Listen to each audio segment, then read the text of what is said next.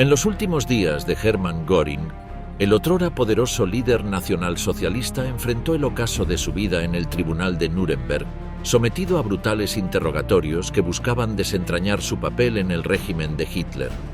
Hermann Göring, según el psiquiatra de los detenidos, el Dr. Douglas Kelley, se consideraba el hombre físicamente mejor formado de Alemania. Era dócil y aceptaba su desgracia con dignidad, enfocándose en conservar el prestigio de su autoridad y asegurarse un lugar en la historia de su país. Göring nunca se consideró un criminal y, lleno de orgullo, afirmó: «Sí, seré ahorcado, estoy preparado, pero estoy decidido a pasar a la historia de Alemania como un gran hombre. Si no puedo convencer al tribunal, al final convenceré al pueblo alemán de que todo lo que hice fue por el Gran Reich alemán». Dentro de 50 o 60 años habrá estatuas de Hermann Göring en toda Alemania. El interrogatorio de Hermann Göring por la defensa de la transcripción de las actas del Tribunal Militar Internacional, 13 a 18 de marzo de 1946. Con el permiso del Alto Tribunal, solicito que el antiguo Reichsmarschall, el acusado Hermann Göring, sea llamado a declarar. Por favor, diga su nombre. Hermann Göring. Repita después de mí el siguiente juramento. Juro por Dios, el omnipotente y omnisciente, que hablo una verdad limpia y no ocultaré ni añadiré nada. Juro por Dios, el omnipotente y omnisciente, que hablo una verdad limpia y no ocultaré ni añadiré nada. Si lo desean, pueden sentarse. ¿Cuándo y dónde nació? Nací el 12 de enero de 1893 en Rosenheim, Baviera. Háblele al tribunal del periodo de su vida anterior al estallido de la Guerra Mundial, pero, por favor, brevemente.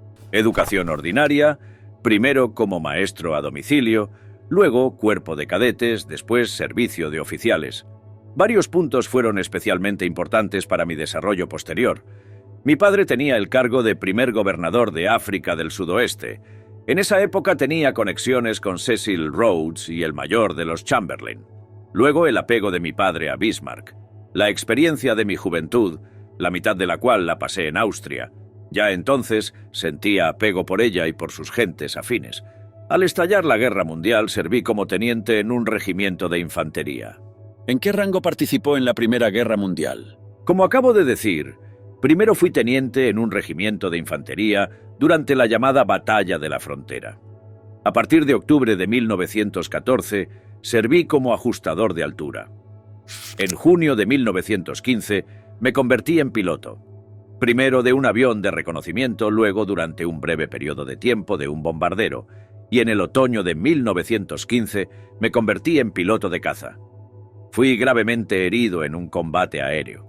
Después de mi recuperación me convertí en comandante de un escuadrón de caza y tras la muerte de Richthofen me convertí en comandante del famoso escuadrón Richthofen. ¿Qué premios ha recibido? Primero la Cruz de Hierro de segunda clase, después la Cruz de Hierro de primera clase, el León de Seringen con espadas, la Orden de Karl Friedrich, la Hohenzollern con espadas de tercera clase y, por último, la Orden del Pour le Mérite, que fue el más alto honor. Dígale al tribunal cuándo y en qué circunstancias conoció a Hitler. En primer lugar, me gustaría llamar la atención sobre lo siguiente. Tras el colapso de la Primera Guerra Mundial, tuve que desmovilizar mi escuadrón. Me negué a servir en el Reichswehr porque desde el principio había sido un opositor a la República que había surgido como resultado de la Revolución. Tal servicio habría sido contrario a mis convicciones. Pronto viajé al extranjero para encontrar algo que hacer. Pero al cabo de unos años decidí regresar. Al principio, pasaba el tiempo en el pabellón de caza, estudiando allí. Buscaba una forma de implicarme en los problemas de mi país. Al mismo tiempo, no podía ni quería servir como oficial por las razones antes expuestas. Para sentar las bases de mis futuros empeños, me matriculé en la Universidad de Múnich para estudiar historia y ciencias políticas. Me instalé en los alrededores de Múnich y compré una casa para mi mujer. Un domingo por la tarde de octubre o noviembre de 1922, cuando se conoció otra exigencia de la Entente de extraditar a nuestros jefes militares, hubo un acto de protesta. Yo acudí a este acto solo como espectador, sin participar en modo alguno en su organización. Hubo muchos oradores de diferentes partidos. Hacia el final, Hitler fue invitado a hablar. Yo ya había oído hablar de él y ahora quería escuchar lo que tenía que decir en persona. Se negó a hablar, y fue pura casualidad que yo estuviera allí cuando expresó las razones de su negativa. No quería perturbar la unanimidad de la multitud. No creía posible unirse al coro de esas marionetas de los piratas burgueses. Consideraba que organizar protestas era inútil mientras no contara con el apoyo suficiente. Esto me causó una profunda impresión, y yo era de la misma opinión. Me enteré de que el lunes siguiente por la noche podría oír hablar a Hitler, ya que celebraba mítines todos los lunes por la noche. Fui allí, y allí Hitler habló sobre los acontecimientos de la manifestación, sobre Versalles, el Tratado de Versalles, la denuncia de Versalles. Dijo que las protestas vacías como la del domingo carecen de sentido, solo alejan de la agenda real, del hecho de que una protesta solo es válida cuando cuenta con un apoyo real. Mientras Alemania no sea fuerte, este tipo de protestas no tienen rumbo. Esta convicción coincidió palabra por palabra con mi posición. Pocos días después fui a la sede del NSDAP. En aquel momento no sabía nada del programa del partido, y nada más que era un partido pequeño. También busqué otros partidos. Cuando hubo elecciones a la Asamblea Nacional, por razones totalmente apolíticas, voté a los demócratas. Luego, cuando me di cuenta de a quién había votado, evité la política durante un tiempo. Ahora, sin embargo, vi a un hombre que tenía un propósito claro y definido. Para empezar, quise hablar con él y ofrecerle mi ayuda. Me aceptó de inmediato y, tras mi presentación, declaró que nuestro encuentro era una señal del destino. Enseguida empezamos a hablarle de cosas muy cercanas a nuestros corazones, de la derrota de la patria y del hecho de que no podríamos reconciliarnos con ella. El tema principal de conversación fue la discusión sobre Versalles. Le dije que estaba a su entera disposición y que haría todo lo posible y aprovecharía cualquier oportunidad para trabajo en la cuestión más importante y decisiva en mi opinión, la lucha contra el Tratado de Versalles. El segundo punto que me impresionó mucho y que sentí muy profundamente y consideré realmente la condición básica fue el hecho de que me explicara detalladamente que era imposible en las condiciones actuales cooperar solo con elementos que se proclamaran nacionales, ya fueran los llamados partidos políticos nacionales o los que se llamaban a sí mismos nacionalistas o clubes individuales, organizaciones militantes como el Freikorps, etc. Solo con ellos era imposible iniciar la restauración de una fuerte voluntad nacional, mientras las masas de trabajadores alemanes se opusieran a la idea. Solo podía ganar quien atrajera tras de sí a las masas de trabajadores alemanes. Esta idea solo podía ganar apoyo si las masas se daban cuenta de la necesidad de liberarse de los intolerables grilletes del Tratado de Versalles, y esto solo era posible combinando un concepto nacionalista y objetivos sociales. Me explicó el hermoso y profundamente válido concepto de nacionalsocialismo, una amalgama de dos conceptos, nacionalismo por un lado y socialismo por otro, que debería haber convencido a los verdaderos partidarios del nacionalismo de que el socialismo también es nacionalismo. Si se me permite decirlo así, el mundo de la burguesía y el mundo del socialismo marxista. Teníamos que aclarar estas concepciones y, mediante la unión de las dos ideas, crear un nuevo medio para la realización de estos diseños. A continuación pasamos al aspecto práctico de la cuestión, en relación con a quienes me pidió, en primer lugar, que apoyaran su punto de vista. Dentro del partido, por pequeño que fuera, seleccionó a hombres que eran partidarios incondicionales y que estaban dispuestos en cualquier momento a dedicarse completa e irrevocablemente a los objetivos de difundir el mensaje.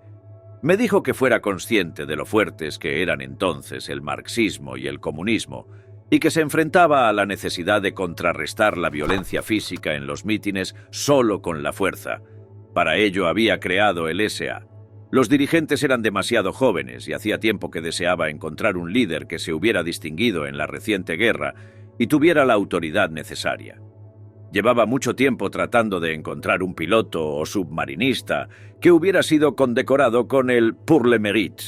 Y ahora, con mi llegada, consideraba un golpe de suerte especial que yo fuera el último comandante de la escuadrilla Richthofen en presentarme a su servicio. Dije que no me convenía asumir un puesto de liderazgo de inmediato, ya que podría parecer que había venido solo por un puesto. Finalmente decidimos que durante 1 o 2 meses permanecería en la sombra y que solo después asumiría el liderazgo, pero que me esforzaría por utilizar mi influencia de inmediato. Acepté y me convertí en socio de Adolf Hitler. ¿Cuándo ocurrió? Finales de octubre o principios de noviembre de 1922. ¿A finales de octubre? A finales de octubre o principios de noviembre de 1922. ¿Y entonces se unió oficialmente al partido? Sí, fue en la misma fecha. Unos días después me incorporé. ¿Qué tareas le encomendó Hitler, digamos, antes de noviembre de 1923? Las tareas se derivaban de mi cargo, que en aquella época se denominaba comandante de las SA. Al principio era importante convertir a las SA en una organización estable, disciplinarla y convertirla en una unidad fiable, capaz de cumplir mis órdenes o las de Adolf Hitler en cualquier momento. Antes era una especie de club de gente muy activa, que carecía de la organización y la disciplina necesarias. Desde el principio me esforcé por atraer a las SA a aquellos miembros del partido que fueran lo suficientemente jóvenes e idealistas y que estuvieran dispuestos a dedicar su tiempo y sus recursos a la lucha contra el terrorismo. Entonces las cosas no fueron fáciles para estos valientes hombres. Éramos pocos y los enemigos eran mucho más numerosos. Incluso en aquellos días ya se enfrentaban y sufrían todo tipo de cosas. En segundo lugar, empecé a buscar incorporaciones al entorno de trabajo, ya que confiaba en poder atraer a muchas de ellas. Al mismo tiempo, naturalmente, vimos los mítines del partido, que se limitaron en gran medida a Múnich, Alta Baviera y Franconia, se llevaron a cabo satisfactoriamente y se evitaron problemas. En la mayoría de los casos tuvimos éxito, pero a veces nos encontrábamos con grupos fuertes de nuestros adversarios. Tanto un bando como el otro tenían armas sobrantes de la guerra, a veces se producían situaciones críticas y en algunos casos tuvimos que enviar unidades de las SA como refuerzo para las organizaciones locales. Durante 1923, las diferencias entre Baviera y el Reich eran cada vez más pronunciadas. Cualquiera podía ver que el gobierno bávaro intentaba seguir una política diferente a la del gobierno del Reich. El gobierno del Reich estaba infectado de marxismo, mientras que el gobierno bávaro estaba libre de él, era burgués. De repente el gobierno de Baviera fue completamente reemplazado, cuando el gobernador general, creo que así es como se llamaba, o algo así. Era von Kahr a quien rendía cuentas y en quien el gobierno bávaro delegaba su autoridad. Poco después surgió un conflicto en el Reichswehr. La 7ª división del Reichswehr, estacionada en Baviera, fue liberada de su juramento al Reich, que había prestado sobre la constitución del Reich, es decir, von Kahr. Esto provocó un conflicto entre los generales von Seeckt y Lossow. Lo mismo ocurrió con la policía bávara. Al mismo tiempo, el gobierno bávaro gozaba de la confianza de las llamadas asociaciones nacionales, compuestas en parte por formaciones militares o paramilitares, también en posesión de armas. En conjunto se oponían a Berlín y, como hemos expresado, contra el República de Noviembre. En esto nuestras posiciones coincidían. El domingo anterior al 9 de noviembre hubo un gran desfile en Múnich. Todo el gobierno bávaro estaba allí, el Reichswehr, la policía y las asociaciones patrióticas, y nosotros también desfilábamos. De repente, descubrimos que no era von Kahr, sino el príncipe heredero bávaro Ruprecht, quien estaba de pie en la tribuna. Esto nos desconcertó enormemente. Teníamos la sospecha de que Baviera, queriendo seguir el camino de la secesión, podría separarse del Reich. Nada más lejos de nuestros planes. Queríamos un Reich fuerte, un Reich unido, y queríamos verlo libre de ciertos partidos, así como de los actuales dirigentes. Habíamos renunciado a la llamada Marcha sobre Berlín. Cuando esto quedó definitivamente claro y el señor von Kahr convocó el famoso meeting en el Burger Braukeller, había llegado el momento de frustrar estos planes y dar pasos concretos hacia el plan de la Gran Alemania. Así pues, los acontecimientos del 9 de noviembre de 1923 surgieron muy rápidamente. Si me consideramos personalmente, yo estaba dispuesto, y nunca lo oculté, a participar en cualquier revolución contra la llamada República de Noviembre, independientemente de la ocasión que se presentara y de quién la iniciara, con excepción de las acciones de la izquierda, y para estas tareas siempre estuve dispuesto a prestar mis servicios. ¿Cuándo, después de estos acontecimientos, volvió a encontrarse junto a Hitler? Primero estuve en un hospital austriaco y aquí el Tribunal Popular de Baviera juzgaba un caso relativo al 9 de noviembre. ¿Quién fue acusado? Hitler fue el principal acusado y naturalmente todos los demás que participaron y estuvieron presentes en estos acontecimientos. Estuve varios días en la Alta Baviera en estado grave. Después fui trasladado a la frontera, detenido, tras lo cual la policía bávara me trasladó a otro lugar. En ese momento le pregunté a Hitler si debía comparecer ante el tribunal. Me aseguró que no lo hiciera, y así fue. Por lo tanto, el proceso no podía tener lugar en privado, porque yo habría declarado que, de ser así, podría hacer declaraciones públicas sobre el juicio. Después de recuperarme, pasé un año en Italia y luego en otro país.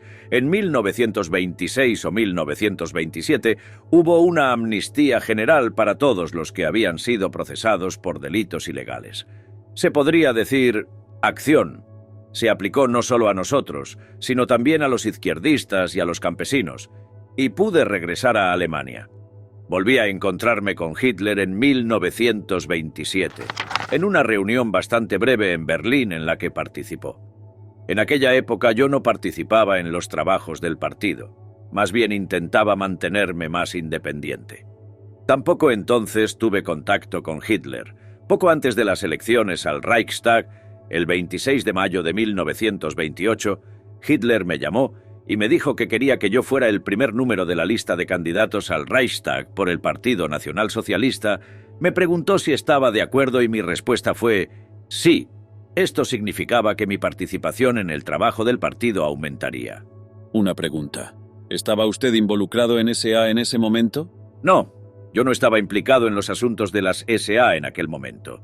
Hubo nuevos nombramientos y el nuevo jefe de las SA, von Pfeffer, naturalmente se aferró a su posición y no estaba interesado en verme involucrado con las SA. Así que después de 1923, ¿no tenías ningún lugar ni posición en las SA? Después de 1923 cesó mi trabajo activo en las SA. Solo después de la toma del poder, más tarde, cuando se crearon los llamados cargos honoríficos, recibí un cargo honorífico, el rango más alto en las SA. Pero en 1928 fui elegido al Reichstag y a partir de entonces empecé a viajar por todo el país como representante del partido. Las SA, no recuerdo en qué año, se reformaron y dejaron de limitarse solo a Baviera, extendiéndose a todo el Reich. ¿Se prohibieron después de 1923? Después de 1923, durante un tiempo estuvieron prohibidas.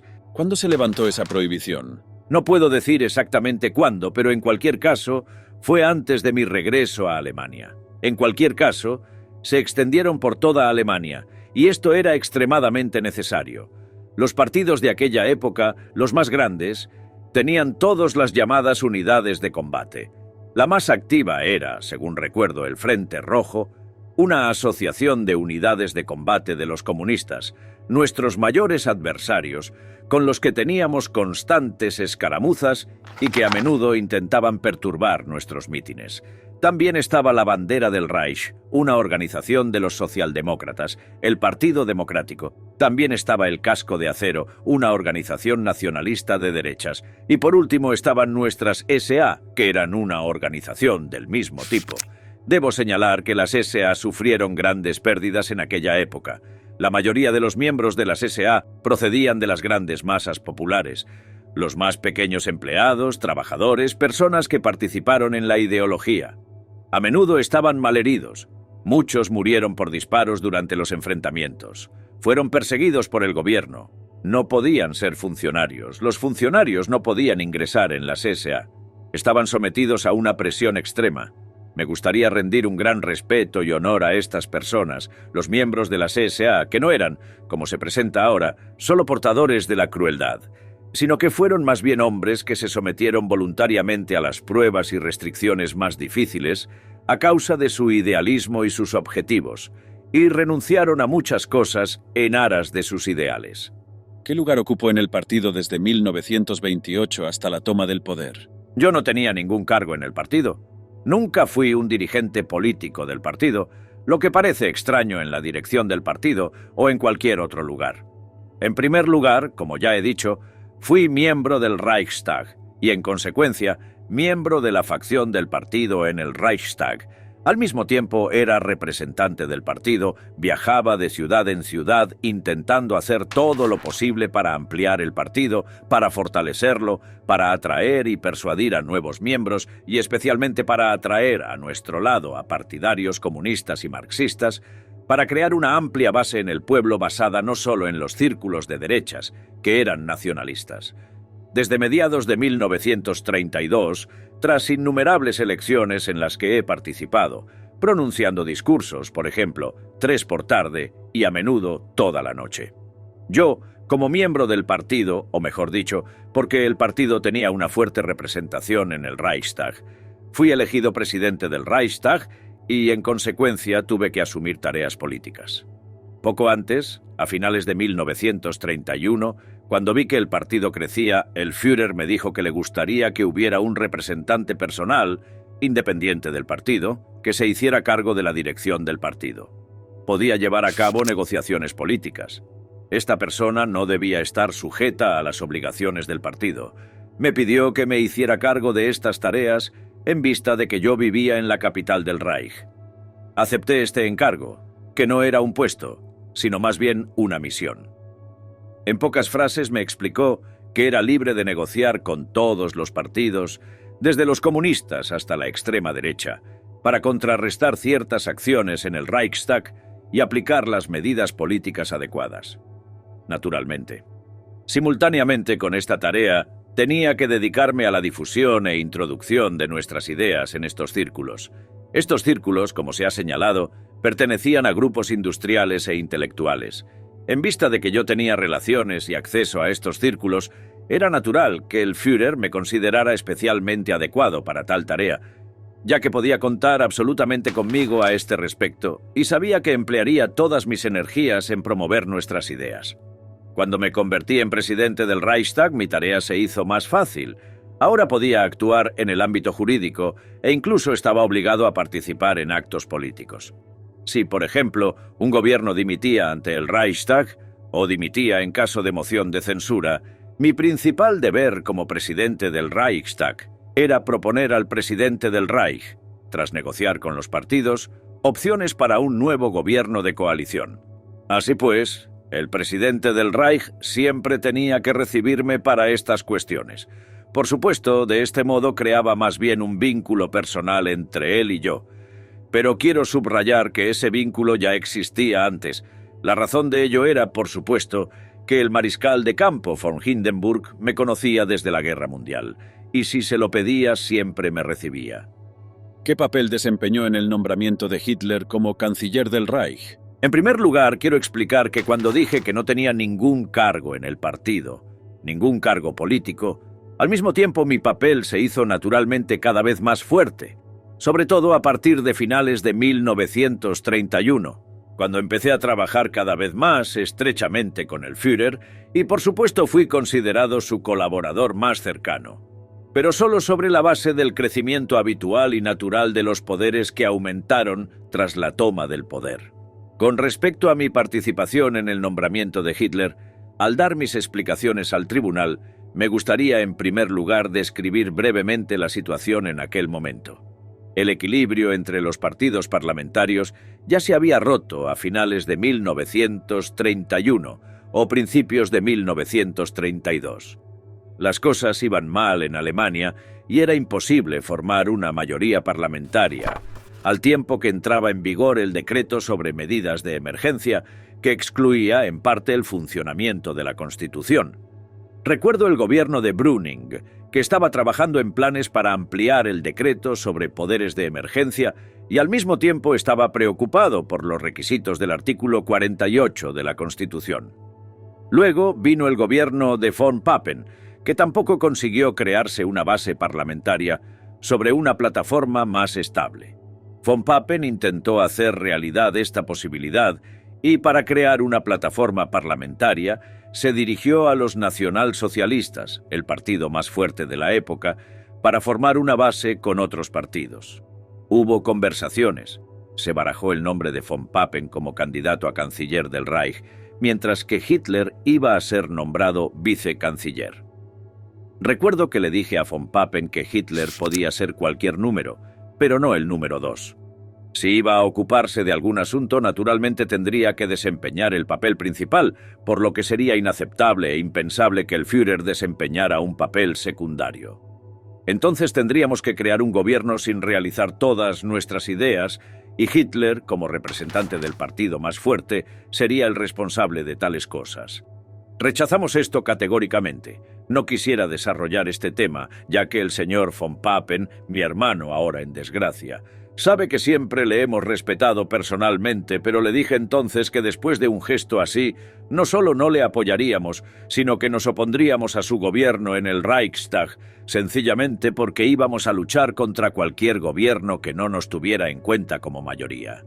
Luego fue, no puedo recordar cuántos meses después, encontrar Papen en el cargo. Hubo un conocido conflicto entre él y yo, él como canciller del Reich y yo como presidente del Reichstag, en el que mi empeño por llevar a su gobierno a la sabía que los comunistas habían planeado un voto de censura, que los demás pudiéramos apoyar. Era necesario votar una moción de censura para demostrar al presidente del Reich que bajo cualquier circunstancias, ningún gobierno puede mantenerse sin reservas suficientes. Yo había visto el maletín rojo y sabía que la orden de disolución estaba lista, pero antes quería hacer una votación. 32 votos fueron a favor de von Papen y casi 500 en contra. El gobierno de von Papen era resignado. Hasta ese momento, todos los partidos habían participado en la formación de gobiernos, a excepción de partidos muy pequeños. Todos los que podían lo habían hecho en público. Hacia el final, el ministro de Defensa del Reich, von Schleicher, el cardenal Gris, empezó a desempeñar un papel cada vez más importante. En consecuencia, ahora solo había dos posibilidades. O bien se daba la cuota de poder adecuada al líder del partido más fuerte, como suele ser habitual, y suele ocurrir en las reuniones y se certifica con credenciales, o bien actuaba el hombre entre bastidores. Usted ha dado explicaciones sobre su participación en el nombramiento de Hitler como canciller del Reich. ¿Continuará? He llegado a un periodo decisivo. Las negociaciones se han vuelto en parte más difíciles. El mariscal de campo, presidente del Reich von Hindenburg, que solo había conocido personalmente al Führer a través de unas pocas frases y que aún no había superado su desconfianza hacia él, una desconfianza que se había mantenido y llenado durante muchos años a través de diversas influencias, simplemente porque no lo conocía, exigió entonces ciertas restricciones rígidas para que nosotros, el partido más fuerte y dirigente, que estaba dispuesto a asumir la responsabilidad de la nación, estuviéramos bajo restricciones relativas. En comparación con nuestra fuerza, estábamos significativamente infrarrepresentados en el gobierno. No hay que olvidar que Alemania se encontraba entonces en el punto más bajo de su condición. Había 8 millones de parados. Cualquier programa estaban fracasando. No había consenso de partido. Había un partido de izquierdas muy fuerte y desventaja política. Por lo tanto, era necesario las medidas que la gente esperaba que tomáramos para dirigir el gobierno. Así que era una pesada carga asumir tal responsabilidad en un entorno político tan duro. La primera condición: el presidente del Reich quería, bajo cualquier circunstancia, que el señor von Papen se convirtiera en vicecanciller del gobierno. Excepto simpatía por la personalidad de von Papen, no podía darnos nada más porque no había ningún partido detrás de él. Pero el presidente del Reich exigió, no obstante, que Herr von Papen le presentara los informes que el Führer, como canciller del Reich, había preparado. Esto fue rápidamente olvidado, incluso por el propio presidente del Reich. En segundo lugar, el presidente del Reich quería que el Ministerio de Asuntos Exteriores fuera independiente de los partidos y estuviera en manos del Herr von Neurath. Herr von Neurath, además, no podía darnos más recursos políticos que su conocimiento y habilidad. En tercer lugar, el cargo de primer ministro de Prusia, solo superado por el de canciller del Reich, que era el más importante de Alemania después de la Guerra Mundial, iba a ser otorgado al hombre de von Papen. Antes de Guerra Mundial, como es bien sabido, se unificaron los cargos de canciller del Reich y primer ministro de Prusia. Cuarto, el presidente del Reich exigió que el cargo de ministro de Defensa estuviera en manos de un hombre independiente, un militar, nombrado por él personalmente, y este debía ser el general von Blomberg, que en ese momento se encontraba en la conferencia de desarme en Ginebra. Ni yo ni el Führer conocíamos personalmente al señor von Blomberg. En su opinión, ¿el partido llegó al poder legalmente? Por supuesto, el partido llegó al poder de forma perfectamente legal, porque el partido fue convocado por el presidente del Reich, de acuerdo con la Constitución, y dada la fuerza del partido, esto debería haber ocurrido mucho antes.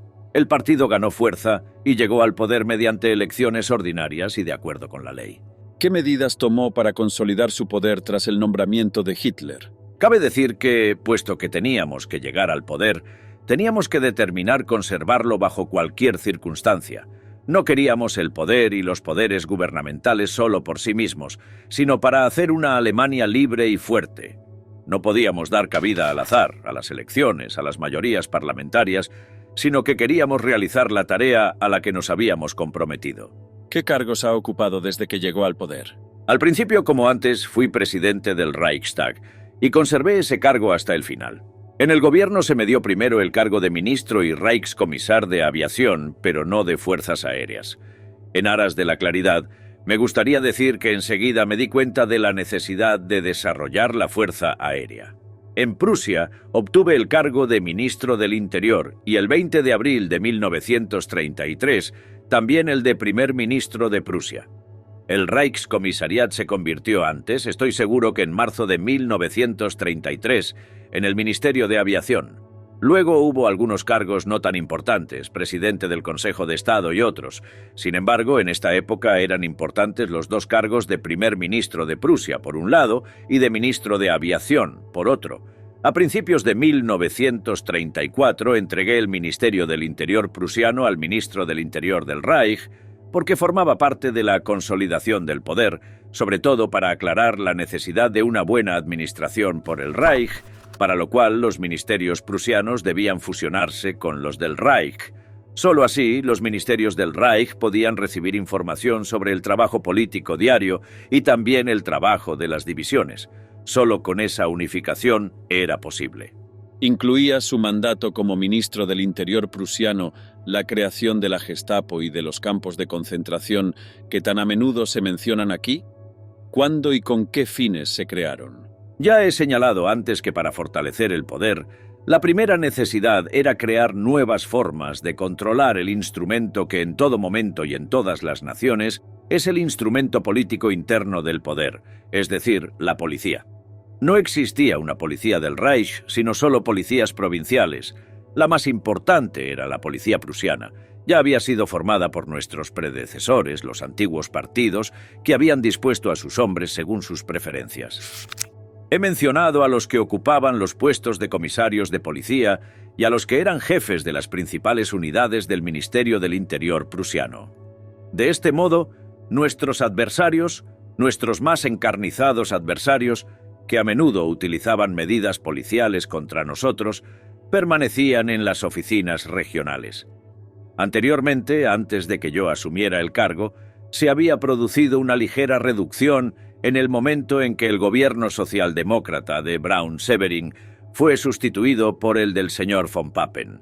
Después de esto, nuestros adversarios más acérrimos fueron apartados de la policía. Como los puestos más importantes seguían en manos de ciertos adversarios políticos, no podía esperar que aquellos que hasta ayer habían utilizado la policía como un medio brutal para combatirnos, mostraran lealtad al nuevo Estado. Antes de llegar al poder, Prusia ya tenía una policía política. Se trataba del Departamento de Policía, cuya tarea era vigilar y luchar contra los nacionalsocialistas y en parte comunistas. Todo lo que tenía que hacer era nombrar a nuevas personas para esta política la policía y permitirles continuar con su trabajo. Pero la situación cambió cuando llegamos al poder. Como he dicho antes, el Partido Comunista era extremadamente fuerte.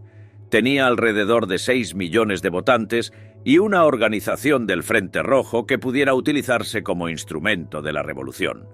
Para los comunistas, el partido tenía muy claro que cuanto más tiempo estuviéramos en el poder, más débil sería su posición. En retrospectiva, la amenaza de agitación política y un ambiente de conflictos existían definitivamente en aquella época, lo que pudo haber provocado actos revolucionarios inspirados por comunistas. Incluso después de nuestra toma del poder, se produjeron asesinatos políticos e intentos de los nacionalsocialistas y policías no cesaron, sino que incluso se intensificaron. En vista de la información que recibía, tuve que emprender medidas decisivas en esa dirección.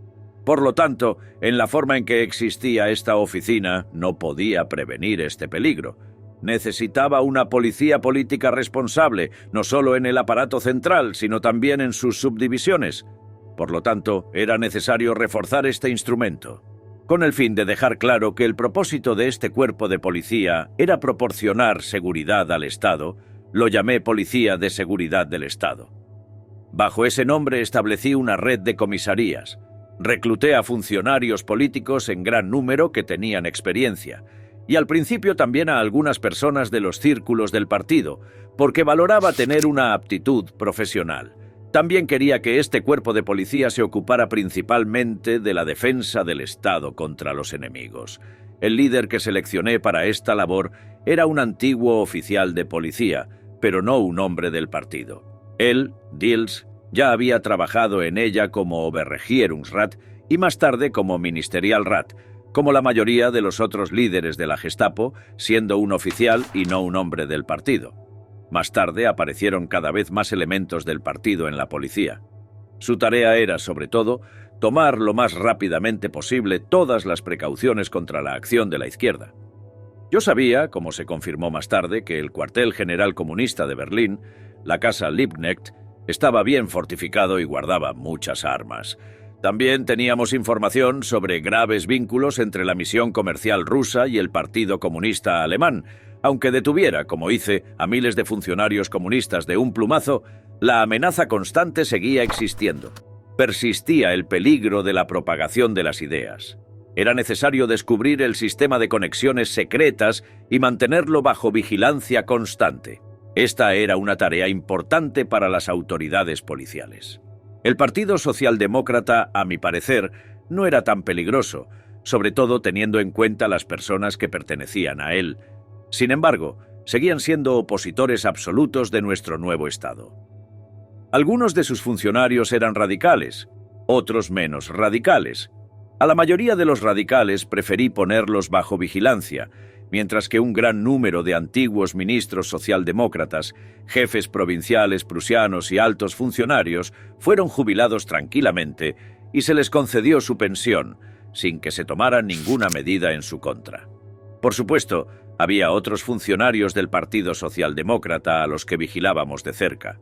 Para estos fines, al principio en Prusia, establecí una policía secreta del Estado, ya que en aquel momento no tenía autoridad en otros estados. La organización posterior del resto de la policía no es tan importante aquí. ¿Campos de concentración? Cuando la necesidad exigió, en primer lugar, la creación del orden y la eliminación de los elementos más peligrosos del desorden dirigido contra nosotros, decidí inmediatamente arrestar a los funcionarios y dirigentes comunistas.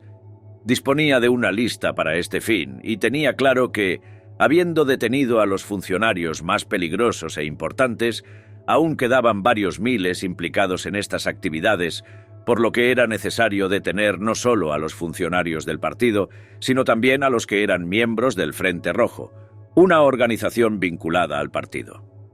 Estas detenciones fueron dictadas por la seguridad del Estado y la necesidad. La cuestión era cómo eliminar el peligro.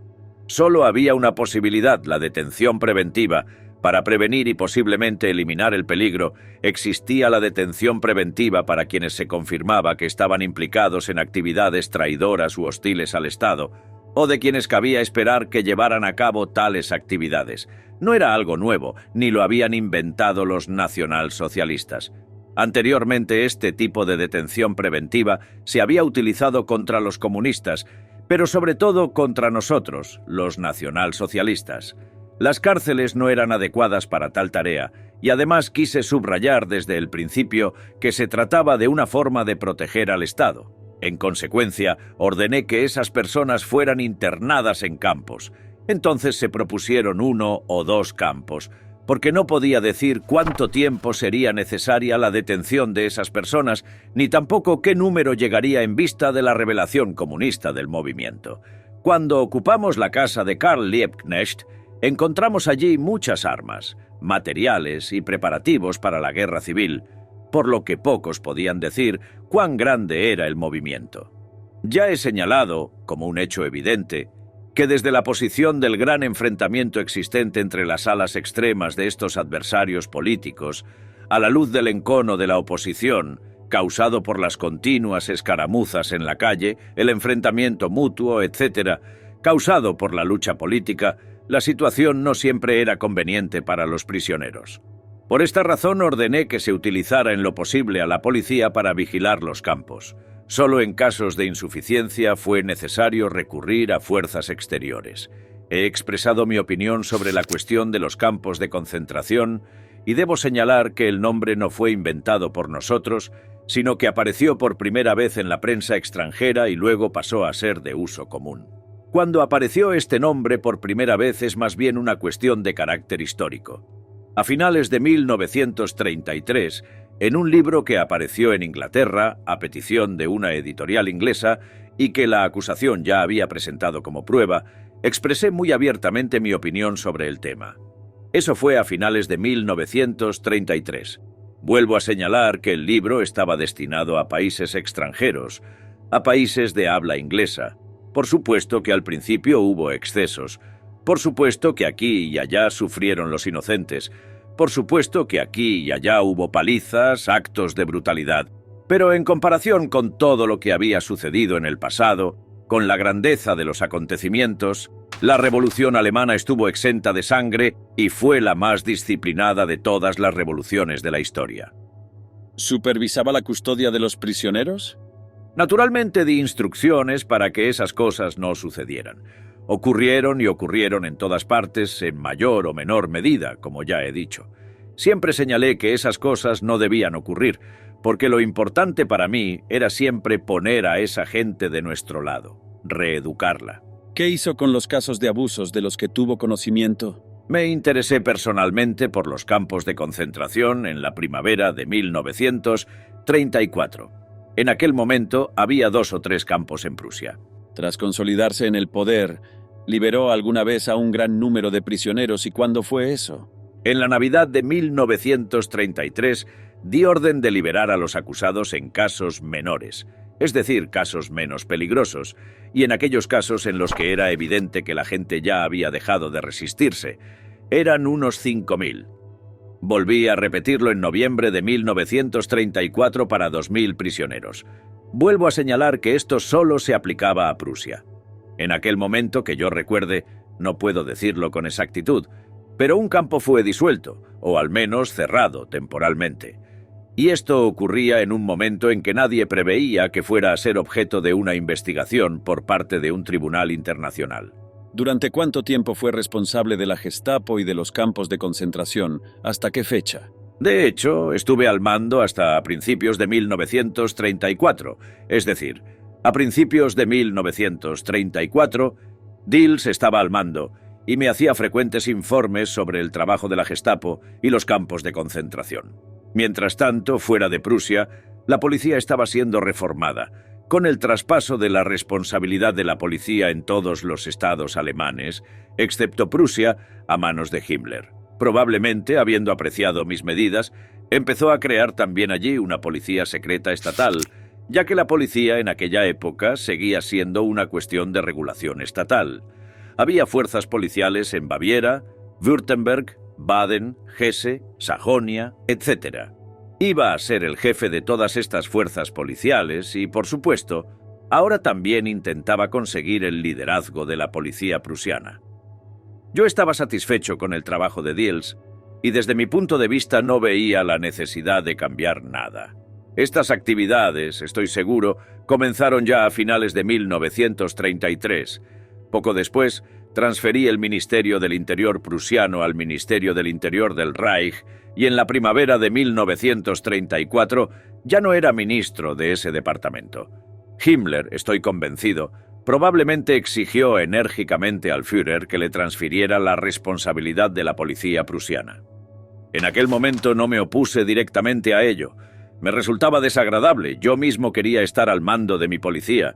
Sin embargo, cuando el Führer me lo pidió, diciendo que era lo correcto y lo adecuado, y que era necesario luchar contra los enemigos del Estado con métodos unificados, entregué la policía a Himmler, quien puso a Heydrich al mando. Pero formalmente seguí controlándola porque no existía una policía del Reich. El resto de la policía, es decir, la policía estatal y la policía paramilitar, no se la entregué. Como explicaré más adelante, en Prusia tenía una policía bien organizada, con estructura militar, que estaba en estado de preparación para participar en el programa de rearme. Por esta razón, no podía ni quería entregarle la policía paramilitar, ya que se estaba preparando exclusivamente con fines militares. Fue creada por mí, por iniciativa propia y bajo mi responsabilidad, y no tenía nada que ver con un verdadero cuerpo de policía. Posteriormente, en 1935, la incorporé a las Fuerzas Armadas. En 1936 se aprobó la ley de la Policía del Reich y, en consecuencia, se creó el cargo de jefe de la policía alemana. En virtud de esta ley, la policía quedó legal y formalmente subordinada al Reichsführer SS, también conocido como el jefe de la policía alemana. Antes ha mencionado el Putsch de Röhm. ¿Quién era Röhm y por qué se asocia a él un acontecimiento como el Putsch? Röhm era jefe de las SA, jefe del Estado Mayor de las SA. Creo que es mejor levantar la sesión. Son las 5. Jueves 14 de marzo de 1946. Sesión matinal. ¿Participó en la elaboración del programa del partido? No. El programa del partido fue desarrollado y proclamado cuando oí hablar por primera vez del movimiento y expresé mi deseo de unirme a él. ¿Cuál era su actitud ante las disposiciones del programa del partido? Generalmente positiva. Ni qué decir tiene que casi ninguna persona políticamente pensante reconoce y está de acuerdo con todas las disposiciones del programa de un partido político. Además de las conocidas disposiciones del programa del partido, ¿había objetivos que permanecían en secreto? ¡No! ¿Se consideró posible alcanzar estos objetivos por cualquier medio, incluidos los métodos ilegales? Por supuesto, podrían haberse conseguido por cualquier medio. Quizá habría que aclarar la noción de ilegal. Si yo establezco el objetivo de la revolución, entonces es ilegal para el orden existente. Si tuve éxito, entonces la revolución se convierte en un hecho y, en consecuencia, en legal y legítima. Antes de 1923 y de los acontecimientos del 9 de noviembre, yo y todos nosotros teníamos la perspectiva de que intentaríamos alcanzar nuestro objetivo, si era necesario, por medios revolucionarios.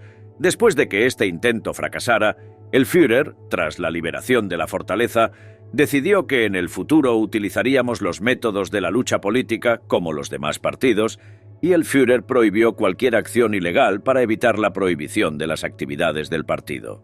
¿Cuándo y con qué fin se crearon las SS? Las SS se crearon cuando yo estaba en el extranjero.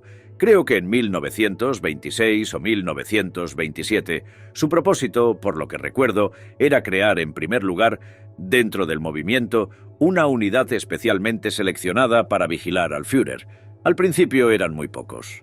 ¿Ha pertenecido alguna vez a las SS? Nunca pertenecí a las SS, de ninguna manera, nunca, ni directa ni indirectamente. Por lo tanto, ¿la afirmación de que usted era general de las SS es incorrecta?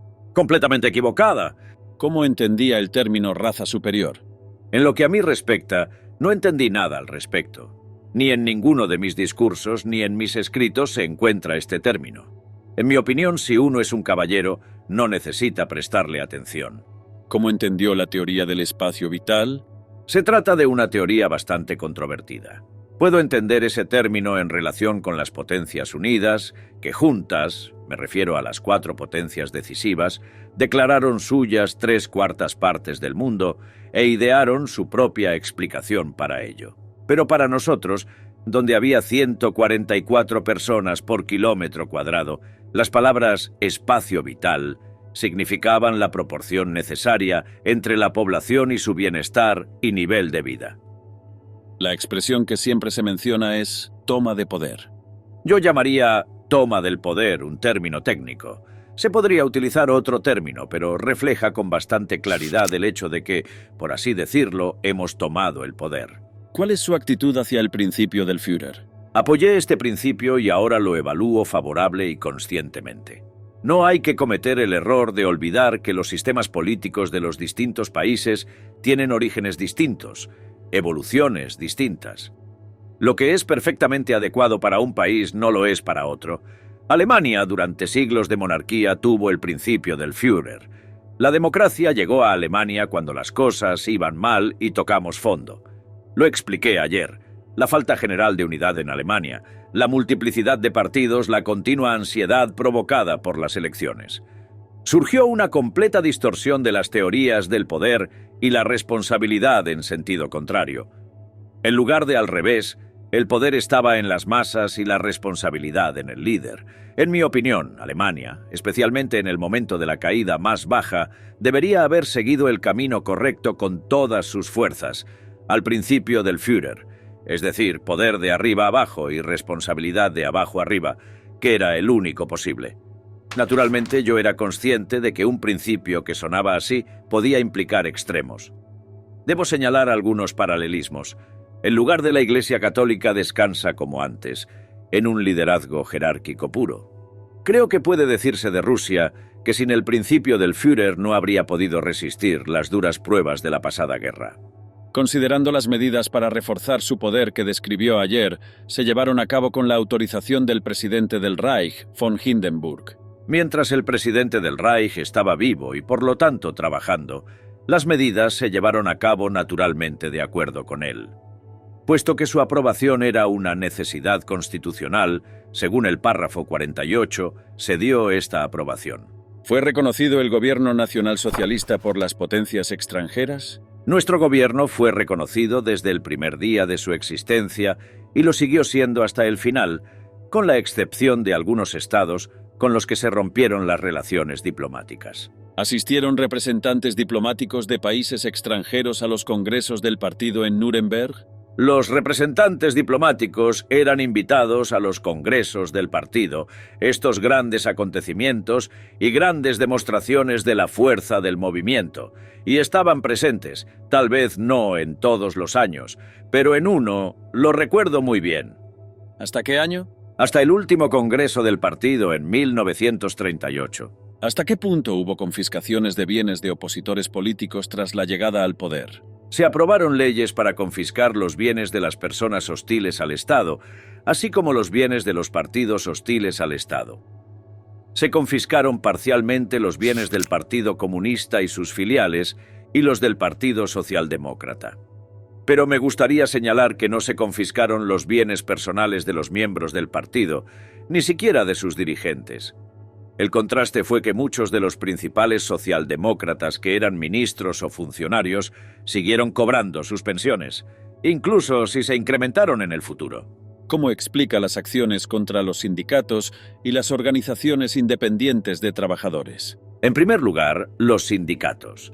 En Alemania, la mayoría de los sindicatos, o al menos los más importantes, estaban estrechamente relacionados con el Partido Socialdemócrata y también bajo la influencia de los comunistas, del Partido Comunista. Eran los órganos reales, sino formales, muy activos de estos partidos. Y en este caso, no hablo del grueso de sus miembros, sino de los dirigentes de estos sindicatos. Además, había un pequeño sindicato cristiano, órgano del Partido del Centro. Estos sindicatos, debido a que sus dirigentes mantenían estrechos contactos con los partidos que considerábamos nuestros adversarios, acordaron con nuestros adversarios que no iban a participar en la organización del nuevo Estado. Pronto se disolvieron las organizaciones sindicales y se organizó el Frente Alemán del Trabajo para los trabajadores. En mi opinión, esto no condujo a la destrucción de la libertad de los trabajadores alemanes. Al contrario, estoy convencido de que fuimos los únicos que dimos verdadera libertad a los trabajadores alemanes, sobre todo en el ejercicio del derecho al trabajo, elevando así su posición en el Estado. Ciertamente acabamos con dos cosas que probablemente son características de una sociedad libre y que no puedo entender, las huelgas por un lado y los cierres patronales por otro. Estas cosas no podían conciliarse ni con el derecho al trabajo ni con el deber de todo ciudadano de perseguir el objetivo de la grandeza de la nación. Pudimos sustituir estos dos elementos esenciales, que también contribuían al desempleo, con nuestro programa de trabajo colosal. La creación de empleo, que era la otra disposición esencial de nuestro programa social, también fue utilizada por los demás, solo que con otro nombre. No quisiera extenderme sobre este programa social. Sin embargo, era la primera vez que un trabajador tenía derecho a vacaciones pagadas. Eso es solo una parte. Se estableció un importante sistema de bienestar para los trabajadores. Se invirtieron enormes sumas en la construcción de viviendas para los trabajadores. Hasta entonces se habían utilizado y explotado. Apenas tenían propiedades, debido a los tiempos de desempleo. Sin entrar en detalles, lo resumiría diciendo que no esclavizábamos a los trabajadores, sino que los liberábamos de la miseria del paro. Ayer habló usted de la rebelión de Rome. ¿Quién era Rome y de qué tipo de rebelión se trataba? Rome, desde 1931, era jefe de Estado Mayor de las SA, es decir, era responsable de las SA ante el Führer, que a su vez era el jefe supremo de las SA, y dirigía en nombre del Führer. Lunes, 18 de marzo de 1946. Sesión matinal. Testigo. ¿Es cierto, como afirma la acusación, que usted fue Reichsführer de las SA? Yo no era Reichsführer de las SA, tal título no existía. En 1923, el 9 de noviembre, yo era el comandante de las SA que entonces existían en Baviera y, en menor medida, en Württemberg.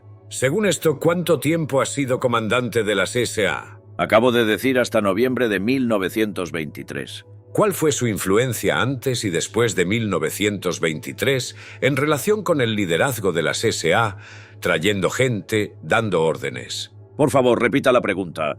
¿Cuál fue su influencia antes y después de 1923 en relación con la dirección de las SA, la propaganda entre los miembros de las SA y la transmisión de órdenes? Desde principios de 1923 hasta el 9 de noviembre de 1923, mi influencia fue absoluta y completa. Es decir, yo estaba directamente al mando de las SA. Después de 1923, ya no tuve ninguna relación con las SA.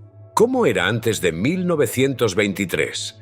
¿Era la relación antes de 1923 igual que después de 1923? ¿Cómo dice? ¿Su actitud hacia las SA antes de 1923 fue la misma después? Lo he explicado muy claramente. Hasta noviembre de 1923 fui comandante de las SA con plena autoridad y derecho a dar órdenes. Después de 1923 no había nada que me vinculara a las SSA en lo que a órdenes se refiere. Solo ocupaba, no sé desde qué año, probablemente desde 1936 o algo así, un puesto honorable en las SA, pero sin autoridad específica. Aparte de eso, no había nada que me vinculara. En el curso de su testimonio de la semana pasada en relación con el pueblo SA, usted dijo que estaban dispuestos a hacer grandes sacrificios. Ahora me gustaría preguntarle qué tipo de sacrificios hicieron. Los sacrificios de los hombres de las SA eran los siguientes. Daban todo su tiempo libre al movimiento sin remuneración. Vivían sin familia y sin descanso, para que en los momentos difíciles de la lucha pudieran estar siempre a disposición del partido. Durante las campañas electorales, los largos desfiles, los mítines de defensa, etc. A mis ojos, se trata de sacrificios importantes. Se puede considerar a la mayoría de los miembros de las SA como obreros y pequeños empleados que necesitaban tiempo para descansar, pero que siempre estaban dispuestos a entregarse por completo al partido y a trabajar por sus ideales políticos de acuerdo con sus opiniones políticas. ¿Se prometieron beneficios materiales a estas personas? En absoluto. ¿Es cierto que, sobre todo después de la toma del poder, muchos agitadores comunistas se alistaron en las SA? Por favor, repita la pregunta. ¿Es cierto que, sobre todo tras la llegada al poder, un gran número de comunistas pudieron ingresar en las SA? Esta era una cuestión muy notable y vital. Desde que, tras la llegada al poder, se actuó contra el Partido Comunista, lo que lógicamente era de esperar, muchos miembros del Frente Rojo, la organización combatiente, se unieron a las SA, especialmente en las grandes ciudades, donde era más fácil. Esto era más fácil porque el jefe de las SA, Röhm, no dividía a los miembros de las SA entre los que eran miembros del partido y los que no lo eran. En consecuencia, cualquiera podía convertirse en miembro de las SA sin afiliarse al partido. Señor presidente, debo pedirle permiso para formular una pregunta básica más en relación con la honorable dirección. Había puestos honoríficos en la CSA, por ejemplo, Obergruppenführer, Gruppenführer, Brigadeführer, Standartenführer y Sturmführer. Testigo, debo preguntarle, ¿podría explicar la importancia del cargo de líder honorífico en la CSA en lo que se refiere a la formación en la CSA y a dar órdenes? ¿Qué tipo de influencia tenían? Los líderes honorarios de la CSA eran nombrados para todas las ocasiones y por todos los motivos. Tenían funciones exclusivamente representativas, es decir, participaban en ceremonias en la forma de la CSA. No eran miembros activos de la CSA y no estaban al corriente de las actividades internas de la CSA, ni de sus operaciones ni de otras tareas. Su función era decorativa. Testigo, ¿podría decir si la Gestapo en 1933, cuando fue creada por usted, era una unidad de combate nacional socialista o era más bien una institución estatal como, por ejemplo, la policía criminal u otra institución del Reich? Ya he señalado que era una institución puramente estatal, construida sobre la base de la fuerza policial existente, que simplemente fue reorganizada de acuerdo con los nuevos principios estatales. En aquel momento no tenía la menor relación con el partido. El partido no tenía poder ni influencia para dar órdenes o directrices de ningún tipo. Era una institución puramente estatal, cuyos miembros y empleados eran funcionarios con todos los derechos y deberes. Que usted sepa, ¿hubo algún cambio después de que la policía estatal pasara a manos de Himmler y hasta 1945? Hasta 1934 fue exactamente como he descrito. Luego, en el transcurso de una mayor consolidación, el elemento de las SS se hizo más fuerte y probablemente mucha gente de allí se unió, pero incluso estos, en aquella época todos tenían que ser investigados, se convirtieron y siguieron siendo funcionarios. No oí nada sobre cambios en el estatus estatal, pero gradualmente, con el paso de los años, todos los funcionarios, lo quisieran o no, creo, recibieron rangos de las SS. Así que los funcionarios de la Gestapo, que probablemente antes de 1939 o 1940 no tenían nada que ver con las SS, y que llegaron allí en los viejos tiempos, es decir, que eran funcionarios de la policía de la República de Weimar, recibieron automáticamente rangos de las SS. Seguían siendo funcionarios. La Gestapo era un aparato formado por funcionarios de la policía alemana. ¿Es cierto que tras la llegada de Himmler al poder como comisario de policía de Múnich, estaba a cargo de la policía política y criminal de Baviera? Por lo que yo sé, y ya lo he explicado, Himmler fue el primer comisario de policía de Múnich. Muy rápidamente, probablemente al cabo de 1 o 2 semanas, se nombró a sí mismo comandante de la policía bávara. Luego, en 1 o 2 meses, esto ocurrió muy rápidamente, se convirtió, no recuerdo cómo se llamaba exactamente el cargo, en el jefe supremo de policía de todas las provincias y ciudades libres alemanas, con la excepción de Prusia. Antes ha dicho que los oficiales de la Gestapo fueron aceptados en las SS. ¿Era esto voluntario o había un deseo por parte de algunos de los líderes autorizados de que estos oficiales formaran parte de las SS? Creo, lo escuché de un miembro del personal que conocí antes, que lo hicieron. No fueron aceptados en las SS, pero se les dio el rango de SS. Probablemente fue idea de Himmler que las SS y la policía estuvieran bajo su dirección y unidas. No puedo decir cómo lo explicó y cómo se puso en práctica en detalle. En consecuencia, probablemente pueda afirmar aquí cosas de las que sé poco. Usted ha dicho antes que en 1933 los oficiales de la policía política que habían trabajado previamente en la policía política fueron reclutados por la policía estatal. ¿Fue de forma voluntaria o se les ordenó el traslado sin su voluntad? Se equivoca cuando dice que los miembros de la anterior policía política fueron simplemente incorporados a la Gestapo, porque era una fuerza de policía política y contenía representantes de aquellos partidos que eran hostiles y estaban en oposición a nosotros. Deberían haber sido destituidos. Poco a poco se fueron incorporando nuevos cuadros, sobre todo a medida que aumentaban sus efectivos. Este nuevo personal fue reclutado de otras unidades, de la policía criminal o de algún otro lugar. Y como ya he dicho, se reclutó personal de fuera, especialmente, por supuesto, se tuvo en cuenta a nuestra gente. El señor Müller fue transferido de la policía criminal a la policía secreta del Estado, y no sé si se le preguntó al respecto. Estoy seguro de que no. Yo, entonces, ya había dejado el cargo de jefe de la policía secreta del Estado.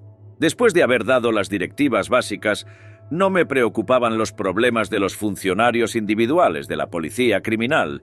¿Conocía al Obergruppenführer Müller, jefe de la sección 4 de la principal dirección de seguridad del Reich? Le conocía. ¿Sabe que él y su personal sirvieron en la policía política bávara que existió hasta 1933? No lo sabía, solo sabía que era de Baviera. ¿Sabe usted que la policía secreta del Estado no participó en los disturbios del 9 de noviembre de 1938? Siempre he creído que no estaba involucrada en ellos. He visto el documento por el que se les ordenaba no interferir. No estoy seguro de que participaran.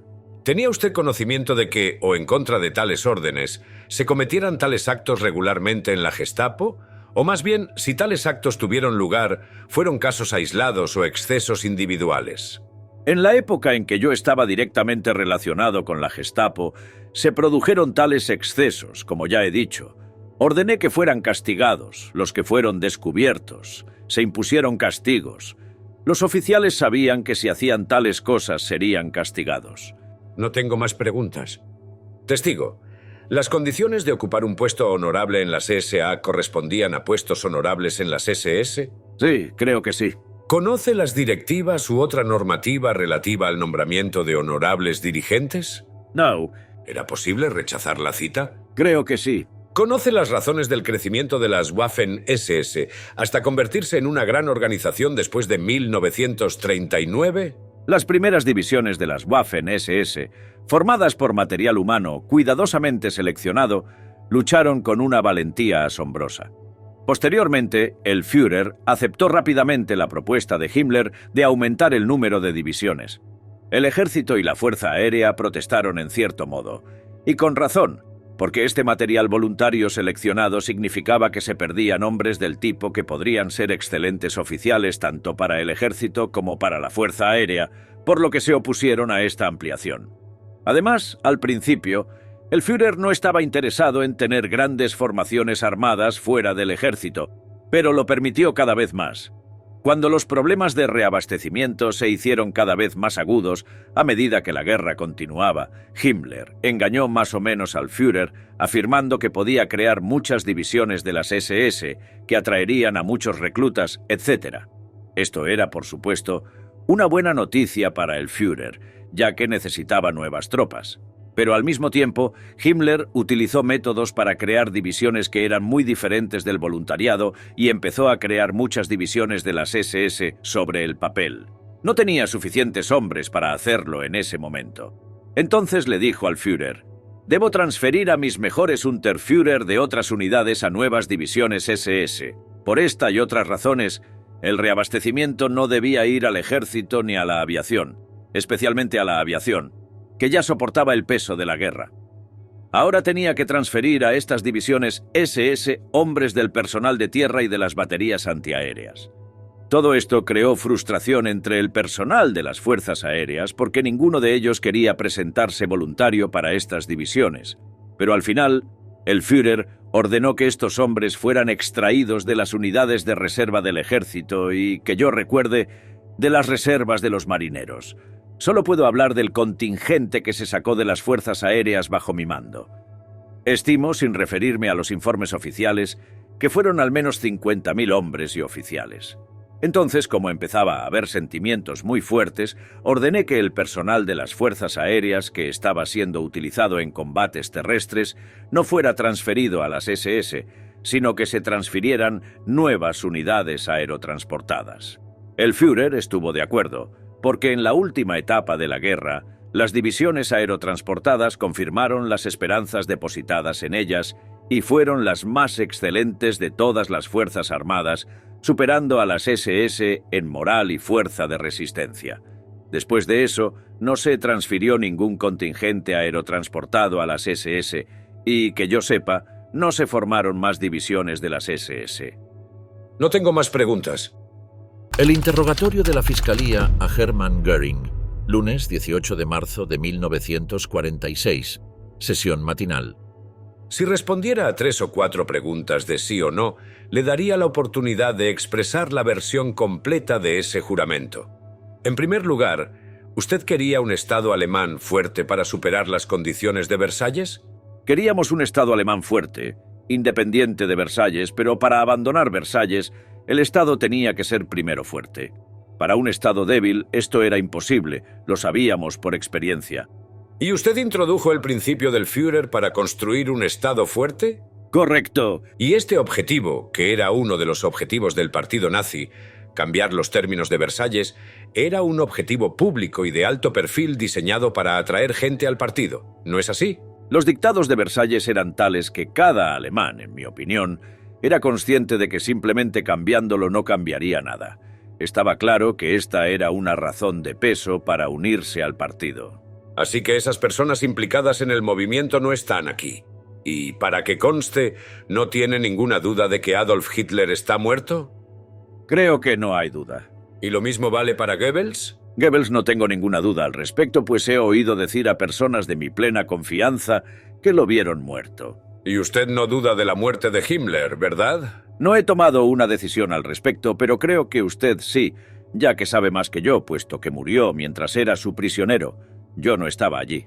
Usted no tiene ninguna duda sobre la muerte de Heydrich, ¿verdad? Estoy absolutamente seguro de ello. ¿Y probablemente con Bormann? No estoy absolutamente seguro al respecto. No tengo ninguna confirmación. No lo sé, pero supongo que sí. Y sobre las principales personalidades que menciona en su testimonio, ¿quién fue responsable? Hitler de todo. Goebbels de incitar a los disturbios contra los judíos, Himmler, que engañó a Hitler, Bormann, que le engañó sobre su testamento. La influencia ejercida sobre el Führer cambió con el tiempo. La principal influencia sobre el Führer, al menos hasta finales de 1941 o principios de 1942, si hablamos de influencia, la ejercía yo.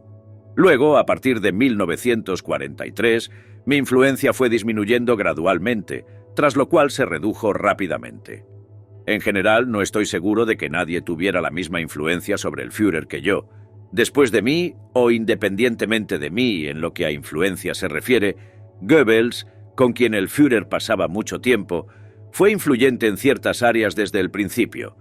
Esta influencia varió con el tiempo, siendo débil, para luego reforzarse mucho en los últimos años de la guerra, ya que esta influencia podía cambiarse fácilmente por los medios.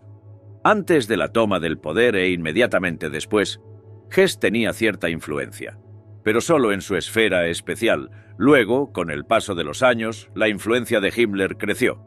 Desde finales de 1944 su influencia cayó rápidamente. La influencia más decisiva sobre el Führer en el transcurso de la guerra, y especialmente a partir de 1942, tras la huida de Hess en 1941 y después de un año, la ejerció Herr Bormann. Posteriormente, este tuvo, al final, una influencia devastadoramente fuerte. Esto fue posible porque después del 20 de julio, el Führer estaba lleno de desconfianza y porque Bormann estaba constantemente con él y le informaba de lo que ocurría. En términos generales, estas personas tenían en distintos momentos más o menos influencia. En 1933, usted estaba a cargo de una organización especial de inteligencia que se dedicaba a vigilar las conversaciones telefónicas de funcionarios públicos y otras personas dentro y fuera de Alemania, ¿no es así?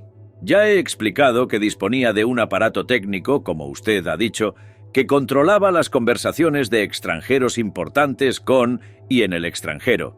Se interceptaban telegramas y mensajes inalámbricos que se transmitían no solo desde Alemania al extranjero, sino también desde el extranjero. También controlaba las conversaciones telefónicas en Alemania de todos los extranjeros importantes, empresas importantes en ocasiones, personas que por alguna razón política o policial debían ser supervisadas. Para evitar abusos por parte de la policía, este departamento, solo con mi autorización, podía intervenir conversaciones telefónicas. A pesar de ello, por supuesto, podían producirse escuchas incontroladas, como sigue siendo posible en todas partes. Usted se guardaba los resultados de esos informes, ¿no es así? No, había una orden. Los informes que interesaban al Ministerio de Asuntos Exteriores le eran transmitidos. Los informes importantes para el Führer iban al Führer. Los informes importantes para las autoridades militares iban al ministro de Guerra, al ministro de Aviación o al ministro de Economía. Yo o mi adjunto decidíamos para qué departamento eran importantes los informes. Había una persona cuyo deber era revisar estos informes secretos y transmitírmelos solo a mí. Yo podía, por supuesto, ordenar que tal o cual informe solo llegara a mi conocimiento y no se transmitiera. Siempre era posible. ¿Tuvieron dificultades con otras autoridades policiales que querían hacerse con el Vigilar aquí y allá. Pero el control decisivo seguía estando en manos del Ministerio de Correos, que técnicamente solo estaba subordinado a mí. ¿Ha escuchado las pruebas de la acusación contra todos los acusados, no es así? Sí. ¿Podría nombrar aquellas acciones de sus coacusados que no eran necesarias para llevar a cabo los planes del partido nazi? Hasta ahora, la acusación solo tiene suposiciones, no se apoyan en hechos. En estas suposiciones hay muchas acciones que no eran necesarias. ¿Podría señalar aquellas acciones y los acusados que en su opinión estaban fuera de los planes del partido? Es una pregunta muy difícil que no puedo responder ahora mismo sin los datos. Me opongo a esta pregunta. No estoy seguro de que sea una cuestión de hechos, sino más bien una afirmación, y es imposible dar una respuesta a una pregunta tan general. Señor Jackson, el tribunal cree que la pregunta está formulada de forma demasiado amplia. Usted dijo que el programa del partido nazi estaba diseñado para corregir ciertas injusticias que usted veía en el Tratado de Versalles. Y yo le pregunto, ¿el programa del partido abordaba cuestiones no relacionadas con el tratado en absoluto? Por supuesto, el programa contenía muchas otras disposiciones que no se referían al Tratado de Versalles. Me gustaría llamar su atención sobre la siguiente declaración de Mein Kampf. Las fronteras de 1914 no significan nada para la nación alemana. No han representado defensa en el pasado y no representan fuerza en el futuro. No darán al pueblo alemán ni seguridad interna ni saciedad, ni son militarmente favorables ni satisfactorias. ¿Es todo esto cierto o no? Debo releer el texto auténtico en Mein Kampf para determinar exactamente lo que usted ha leído. Supongo que es correcto. Si es así, puedo decir que se trata del texto de un libro público y no de un programa de partido. El primer país absorbido por Alemania fue Austria y no formó parte de Alemania hasta la Primera Guerra Mundial, ni le fue arrebatada por el Tratado de Versalles. ¿Es correcto? Por esta razón, esta disposición se separó muy claramente de las disposiciones de Versalles en el programa. Austria estaba vinculada directamente a Versalles solo porque el derecho de autodeterminación proclamado aquí fue violado de la forma más flagrante. A Austria y a la población puramente alemana se les negó el Anschluss que querían en 1918, después de la Revolución. El segundo territorio tomado por Alemania fue Bohemia, luego Moravia y después Eslovaquia. No fueron arrebatados a Alemania en virtud del Tratado de Versalles y no formaron parte de Alemania hasta la Primera Guerra Mundial. Lo mismo que podría decirse de Austria, podría decirse de los Sudetes. Los representantes alemanes de los Sudetes se sentaron en el Parlamento austriaco bajo la dirección del líder Lothmann y votaron lo mismo. La diferencia estuvo en el caso de la última acción, es decir, la proclamación del protectorado. Estas partes del territorio checo, especialmente Bohemia y Moravia, no formaban parte del pequeño Reich alemán antes del Tratado de Versalles, pero anteriormente habían formado parte del Reich alemán durante siglos. Esto es un hecho histórico. Nunca ha respondido a mi pregunta, aunque ha respondido a otra cosa. No se los quitó el Tratado de Versalles, ¿verdad? Por supuesto, Austria, así como los Sudetes, ambos territorios, fueron arrebatados por el hecho de que ni en el Tratado de Versalles ni en el Tratado de Saint-Germain se convirtieron en territorios alemanes en virtud del derecho del pueblo a la autodeterminación. En esa medida, así fue. Usted testificó bajo interrogatorio, ¿no es así? Que la información de Hitler era que Estados Unidos nunca entraría en guerra, aunque fuera atacado, y que contaba con los aislacionistas para evitar que el país entrara en guerra. En general, este interrogatorio se grabó incorrectamente. Por esta razón, Me negué al principio a prestar juramento hasta estar seguro de que la transcripción alemana se había entendido y traducido definitivamente de forma correcta. Una vez, con la delegación rusa se me entregó una traducción completamente correcta de la transcripción. La firmé página por página y la autentiqué en consecuencia. Ahora, en lo que respecta a esta declaración debo aclararla. Dije en primer lugar que el Führer no estaba convencido de que América fuera a intervenir en la guerra y que estaba convencido de ello por la prensa aislacionista. Sin embargo, objeté, algo asustado, que América podría intervenir en la guerra desde el principio. Es una tontería, espero que me perdonen, decir que América no intervendría aunque fuera atacada. Verán, yo nunca dije tonterías porque me daba cuenta de que si un país era atacado, se defendería. ¿Conocía usted a Axel Wenner-Gren? Es un sueco que he visto 2 o 3 veces. ¿Ha tenido alguna conversación con él sobre el tema? Probablemente sí hablé con él sobre que Estados Unidos pudiera entrar en la guerra. ¿Le dijo que la democracia no sería capaz de movilizarse y luchar? No le dije tales tonterías. Teníamos una democracia como enemigo principal, Inglaterra, y cómo puede luchar esta democracia lo sabíamos desde la última guerra mundial, y lo experimentamos de nuevo en el curso de esta guerra. Cuando hablé con Wenner-Gren, la guerra con Inglaterra ya estaba en curso. Usted testificó en la investigación, si le he entendido correctamente, que había 2 ideas constantemente en la mente de Hitler: buscar una alianza con Rusia y espacio vital adquiriendo colonias, o hacer una alianza con Gran Bretaña y buscar adquisiciones en el este. Pero, debido a sus preferencias, ¿hubiera preferido una alianza con Gran Bretaña? ¿Es eso cierto? Así es. Solo tengo que remitirme al libro Mein Kampf, donde todas estas cosas están descritas por Hitler en detalle. Dijo al tribunal que usted, que fue el segundo hombre del Reich hasta 1943, ¿no sabía nada de los campos de concentración? En primer lugar, quiero decir que no acepto este documento y que, en general, tales palabras no me son familiares. Este párrafo me resulta inusual. No sé nada de lo que ocurrió ni de los métodos utilizados en los campos de concentración más tarde, cuando yo no estaba al mando. Permítame recordarle las pruebas presentadas ante el tribunal de que solo en Auschwitz fueron exterminadas 4 millones de personas.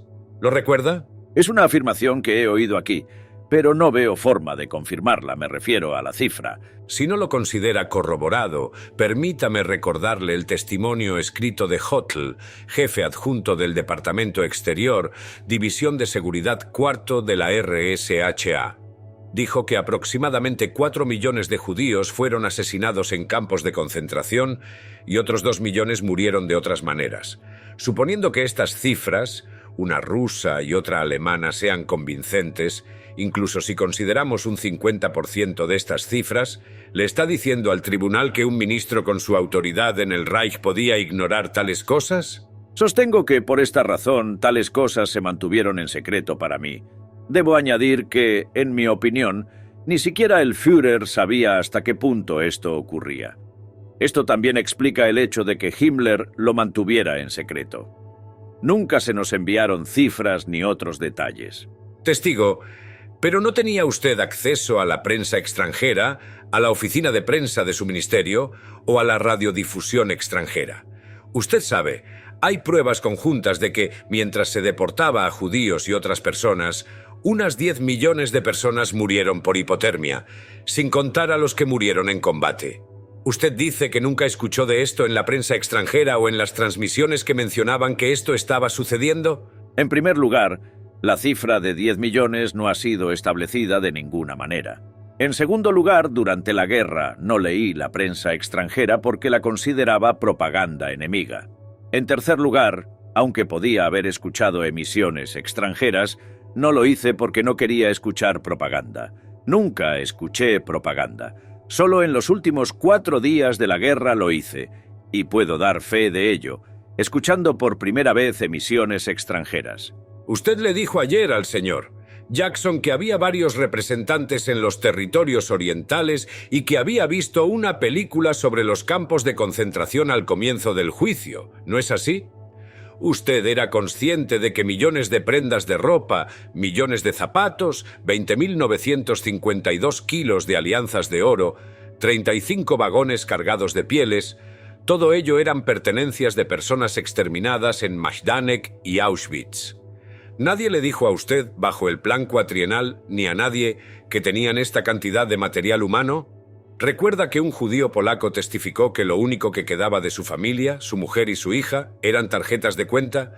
Su trabajo consistía en recoger ropa. Nos contó que los protegidos de su amigo Himmler decían que matar a una mujer llevaba 5 minutos más porque había que cortarles el pelo para hacer colchones. ¿Nunca le hablaron del ahorro de material alemán que suponía matar a la gente? No, ¿y cómo podría imaginar algo así? Yo estaba esbozando las disposiciones generales de la economía alemana, y desde luego no incluí aquí la producción de colchones a partir del pelo de las mujeres o el reciclaje de zapatos y ropa viejos. Dejo la cuestión abierta, pero me opongo a la referencia a mí como amigo de Himmler. ¿Qué voy a decir, su enemigo Himmler o simplemente Himmler, como prefiera? Sabe a lo que me refiero, ¿no? Sí, exactamente. Ahora quiero recordarle algo más. Prueba número USA 228, documento número 407, Petite PS. Le informo obedientemente que fue posible proporcionar 3.638.056 nuevos trabajadores de ultramar para la economía de guerra alemana entre el 1 de abril del año pasado y el 31 de marzo de este año. Además de los trabajadores civiles de ultramar, 1.622.929 prisioneros de guerra participan en la economía alemana. Escuche esto. Unos 5 millones de trabajadores extranjeros llegaron a Alemania, no los 200.000 que vinieron voluntariamente. Eso es de las actas de la Comisión Central de Planificación del 1 de marzo. Usted, en su posición en el Estado como el arquitecto de la economía alemana, dice que no sabía nada de los 4.800.000 trabajadores extranjeros que fueron obligados a trabajar. ¿Es eso lo que va a decir al tribunal? Nunca he dicho eso al tribunal. Dije que sabía muy bien que se traían trabajadores y no siempre voluntariamente. Pero aunque la cifra de 200.000 es correcta, no estoy seguro del resto. El número de voluntarios era grande, pero eso no invalida el hecho de que un gran número de trabajadores fueran obligados a trabajar en el Reich. Nunca lo he negado, e incluso lo he confirmado. ¿Admite usted, y quiero que esto quede claro, que un gran número de trabajadores fueron obligados a realizar trabajos forzados en el Reich? Sí, absolutamente. Sir David, ¿desea interrumpir? Sí, señor. ¿Recuerda lo que dijo sobre la relación entre el Führer y usted? Puedo repetir sus palabras. La principal influencia sobre el Führer, al menos hasta finales de 1941 o principios de 1942, si hablamos específicamente de influencia, la ejercí yo. Luego, a partir de 1943, mi influencia fue disminuyendo gradualmente, tras lo cual se redujo rápidamente. En general, no estoy seguro de que nadie ejerciera sobre el Führer la misma influencia que yo. ¿Es esa su visión del asunto? Sí. Creo que le dijo al tribunal que lo correcto era que mantuviera su lealtad al Führer hasta el final, ¿verdad? Correcto. ¿Sigue justificando y exaltando a Hitler incluso después de que ordenara el asesinato de 50 jóvenes oficiales en el Stalag número 3? No estoy aquí justificando al Führer Adolf Hitler ni exaltándolo. Solo hago hincapié en mi lealtad hacia él porque estoy convencido de que, si no se cumple un juramento en los buenos tiempos, es mucho más difícil cumplirlo en los tiempos difíciles. En cuanto a los 50 aviadores, nunca me opuse al Führer tan clara y enérgicamente como en esta cuestión, y le di mi punto de vista al respecto. Después de eso, no tuve ningún mes de conversación con el Führer. El Führer, en cualquier caso, podía saber lo que ocurría en los campos de concentración, el trato a los judíos, el trato a los trabajadores, ¿no? Ya he mencionado que, en mi opinión, el Führer no conocía los detalles de los campos de concentración ni de las atrocidades aquí descritas. Por lo que yo sabía de él, no me parece que estuviera informado. Pero como él... No pregunto por los detalles, sino por el asesinato de 4 o 5 millones de personas. ¿Está sugiriendo que nadie en el poder en Alemania, con la excepción de Himmler y probablemente Kaltenbrunner, lo sabía? Sigo compartiendo la opinión de que el Führer no conocía las cifras dadas. Así que recuerda al señor Dalerus describiendo la relación entre usted y Hitler en la página 53 de su libro. Desde el principio de nuestra conversación, me molestaron sus modales hacia Göring, su mejor amigo y camarada en años de lucha. Su deseo de dominar era comprensible, pero exigir tal servilismo a Göring, su camarada de armas más cercano, me parecía repugnante. ¿Es así como debía comportarse con Hitler? No se me exigió que me comportara así, y no lo hice. Estas son declaraciones periodísticas del señor Dalerus, hechas después de la guerra. Si Alemania hubiera ganado, la descripción habría sido diferente. Dicho esto, el señor Dalerus es su testigo. Al señor Dalerus no se le pidió su opinión periodística. Solo se le preguntó sobre asuntos en los que actuó como mi mensajero con el gobierno británico. En cuestiones de estrategia militar, quien asesoró a Hitler. Eran varias personas. Sobre la base de una orden puramente departamental, los 3 comandantes en jefe de las ramas de las Fuerzas Armadas y sus jefes de Estado Mayor participaban en la discusión de cuestiones estratégicas. En parte, también el cuartel general de la Dirección Operativa, que dependía directamente del Führer.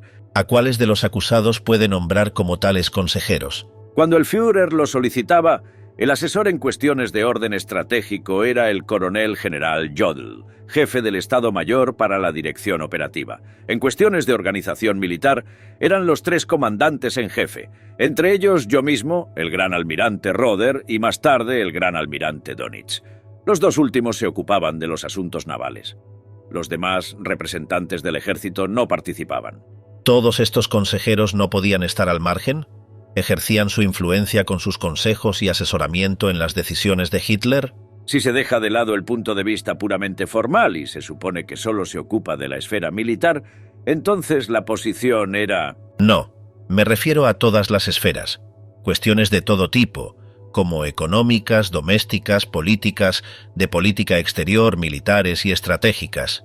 Quiero decir, si tocamos el tema no teóricamente, sino funcionalmente, tuvieron sus recomendaciones una influencia significativa en las decisiones finales de Hitler. Esto es lo que quiero decir con esto. Hasta cierto punto sí. Su rechazo dependía de si afectaban a los derechos del Führer. Ha dicho hasta cierto punto, ¿no? Sí, por supuesto. Si se hacía una oferta razonable y si a él le parecía razonable, probablemente se utilizaba. Yo sostengo que todos estos asesores colaboraban estrechamente con Hitler. En consecuencia, tenían cierta influencia en las decisiones finales de Hitler. No se mantuvieron al margen, ¿verdad? No estaban al margen, pero solo tenían influencia en la medida en que su punto de vista coincidía con el del Führer. Bien. Pasemos a la siguiente serie de preguntas. ¿Cuándo empezó exactamente a desarrollar un plan de acción de la aviación alemana contra la Unión Soviética en relación con la variante Barbarroja? El plan para la concentración estratégica y el despliegue de las fuerzas aéreas en relación con la variante Barbarroja fue elaborado por mi Estado Mayor después de la primera indicación del Führer sobre el posible estallido del conflicto, es decir, después de la indicación de noviembre. 1940. En 1940. Pero en mi campo yo ya había hecho preparativos para un posible conflicto con todos aquellos estados que no estaban en guerra con nosotros, incluida Rusia. En mi campo lo había pensado bien, siendo completamente independiente. Entonces, ya en noviembre de 1940, es decir, más de 6 meses antes del ataque alemán a la Unión Soviética, ¿se había elaborado un plan para este ataque con su participación? Hace poco hablé largo y tendido sobre el hecho de que, en ese momento, ya se había elaborado un plan para un posible cambio de la situación política en vista de la amenaza rusa. Le pido que responda brevemente a esta pregunta, sí o no. Le repito una vez más, en noviembre de 1940, más de 6 meses antes del ataque a la Unión Soviética, ¿se elaboró el plan para este ataque con su participación? ¿Puede responder brevemente a esta pregunta? Sí, pero no de la forma en que usted quiere presentarlo. Creo que le he planteado la pregunta con bastante claridad y no hay doble sentido en ella. ¿Cuánto tiempo se desarrolló el plan Barbarroja? ¿A qué campo se refiere? ¿El de la aviación, la marina o las fuerzas terrestres? Si tiene conocimientos en todas las áreas, aviación, marina y fuerzas terrestres, me gustaría que respondiera en todas las áreas. En general, puedo decir sobre la fuerza aérea, donde las cosas fueron relativamente rápidas. Por favor, ¿cuánto tiempo tomó elaborar el plan Barbarroja? No puedo darle la fecha exacta sin material, pero en las fuerzas aéreas, el plan de concentración y despliegue estratégico se elaboró con relativa rapidez. En el campo de las fuerzas terrestres, obviamente, llevó más tiempo. Por lo tanto, usted admite que el ataque contra la Unión Soviética fue previsto meses antes de su realización y que usted, como comandante de la Fuerza Aérea Alemana y Reichsmarschall, participó directamente en la preparación de este ataque. Me permitiré señalar la cantidad de preguntas que me ha formulado. En primer lugar, no fue cuestión de unos meses. Aquí no hay abundancia de preguntas. Hay una pregunta. Usted admitió que en noviembre desarrolló una variante de Barbarroja en las fuerzas aéreas. Le pregunto, como comandante en jefe de la Luftwaffe alemana. Así es. Ha respondido a la primera parte de la pregunta. Ahora la última parte. ¿Admite usted, como comandante de las fuerzas aéreas y Reichsmarschall, que participó en la preparación del ataque contra la Unión Soviética? Vuelvo a insistir. He hecho preparativos para un posible ataque, principalmente debido a la convicción de Hitler de que la Rusia soviética adoptaba una actitud peligrosa. Ciertamente, al principio no se habló de un ataque, y esto se desprende claramente de la directiva de noviembre de 1940. Me gustaría hacer hincapié en que mi posición como Reichsmarschall no juega ningún papel en este caso. Es solo un título, un rango. No niega que este plan se elaboró ya en noviembre de 1940. Sí. Me parece que esta cuestión ya se ha tratado antes en detalle, por lo que no es necesario seguir hablando del plan Barbarroja, que está claro. Pasaré a otra pregunta. Reconoce que los objetivos de la guerra contra la Unión Soviética eran apoderarse de los territorios soviéticos hasta los Urales, anexionar los estados bálticos, Crimea, el Cáucaso, las regiones del Volga al Reich, someter Ucrania, Bielorrusia y otras regiones a Alemania. ¿Reconoce esto? No lo reconozco de ninguna manera. ¿No recuerda que en la reunión con Hitler del 16 de julio de 1941, en la que estaban presentes usted, Bormann, Keitel, Rosenberg y otros, Hitler definió los objetivos de la guerra contra la URSS exactamente de la misma manera que he dicho en la pregunta anterior? Este documento fue presentado al tribunal, es bastante conocido, y usted obviamente lo recuerda. ¿Recuerda esta reunión? Recuerdo exactamente este documento, y recuerdo aproximadamente esta reunión. Dije enseguida que este documento, redactado por el señor Bormann, me parece infinitamente exagerado en lo que se refiere a estas exigencias. En cualquier caso, al principio de la guerra e incluso antes, esta cuestión no se discutió. Pero usted admite que existe tal registro protocolario. Esto lo admito porque lo he visto. Este documento fue redactado por Bormann. ¿Reconoce que, según esta transcripción, usted también participó en esa reunión? Yo estuve presente en esa reunión, y por esa razón dudé de la exactitud de este registro. ¿Recuerda que en el acta de la reunión se formularon las tareas que se fijaron en relación con la situación actual? Le recordaré algunos puntos de esas actas. ¿Puedo tener una copia de estas actas? ¿Quiere una copia del protocolo? Le estoy preguntando. Así que, resumiendo las respuestas que ha dado a mis preguntas, está bastante claro, y creo que estará de acuerdo con esto, que los objetivos de la guerra eran agresivos. El único y decisivo objetivo era eliminar el peligro que Rusia representaba para Alemania. ¿Y apoderarse de territorios rusos? Intentaré dejarlo claro de nuevo. Esto no se discutió antes del estallido de la guerra. La respuesta es que el Führer veía a Rusia y el avance de sus tropas hacia la frontera como una amenaza mortal para Alemania y quería eliminar esa amenaza. Sentía que era su deber. ¿Cómo habría sido el mundo después de una guerra victoriosa es otra cuestión que no se discutió en aquel momento? Pero al responder a su pregunta, no quería decir que después de una guerra victoriosa no hubiéramos pensado en la anexión. No quiero hacer perder el tiempo al tribunal volviendo a la cuestión de la llamada guerra preventiva, pero al mismo tiempo, ya que se ha planteado la cuestión, debo preguntar lo siguiente. ¿Recuerda que en su testimonio el mariscal Milch declaró que Göring nunca quiso la guerra con Rusia? ¿Recuerda este testimonio de su testigo, el mariscal Milch? Lo recuerdo perfectamente. Usted lo recuerda. En ese caso, ¿por qué no quería la guerra con Rusia si veía la llamada amenaza rusa? En primer lugar, ya he dicho que el Führer veía tal peligro como inminente. En segundo lugar, en relación con la pregunta formulada por mi abogado defensor, he expuesto clara y explícitamente las razones por las que estaba convencido de que no era inminente y que teníamos que tomar medidas preparatorias. Esa es mi convicción. Pero no niega el testimonio de Milch. Milch tenía una opinión algo diferente. Consideraba un grave peligro una guerra en dos frentes para Alemania. No pensaba tanto que Rusia no fuera un peligro, sino que apoyaba que el peligro era correr el riesgo e ir a un ataque preventivo.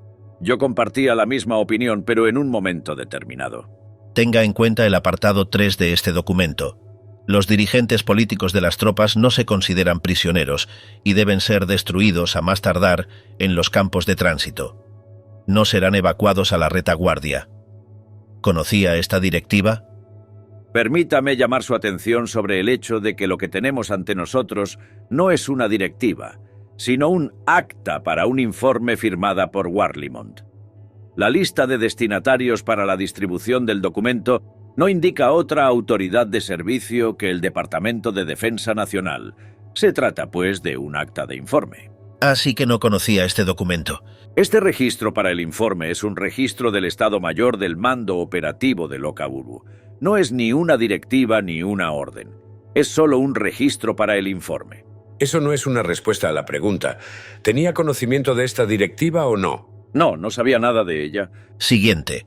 Las directivas sobre el tratamiento de los prisioneros de guerra soviéticos debían llevarse a cabo en las unidades de aviación. Si venían del Führer, sí. Si venían de mí, entonces sí. ¿Recuerda sus directivas sobre el trato a los prisioneros de guerra soviéticos?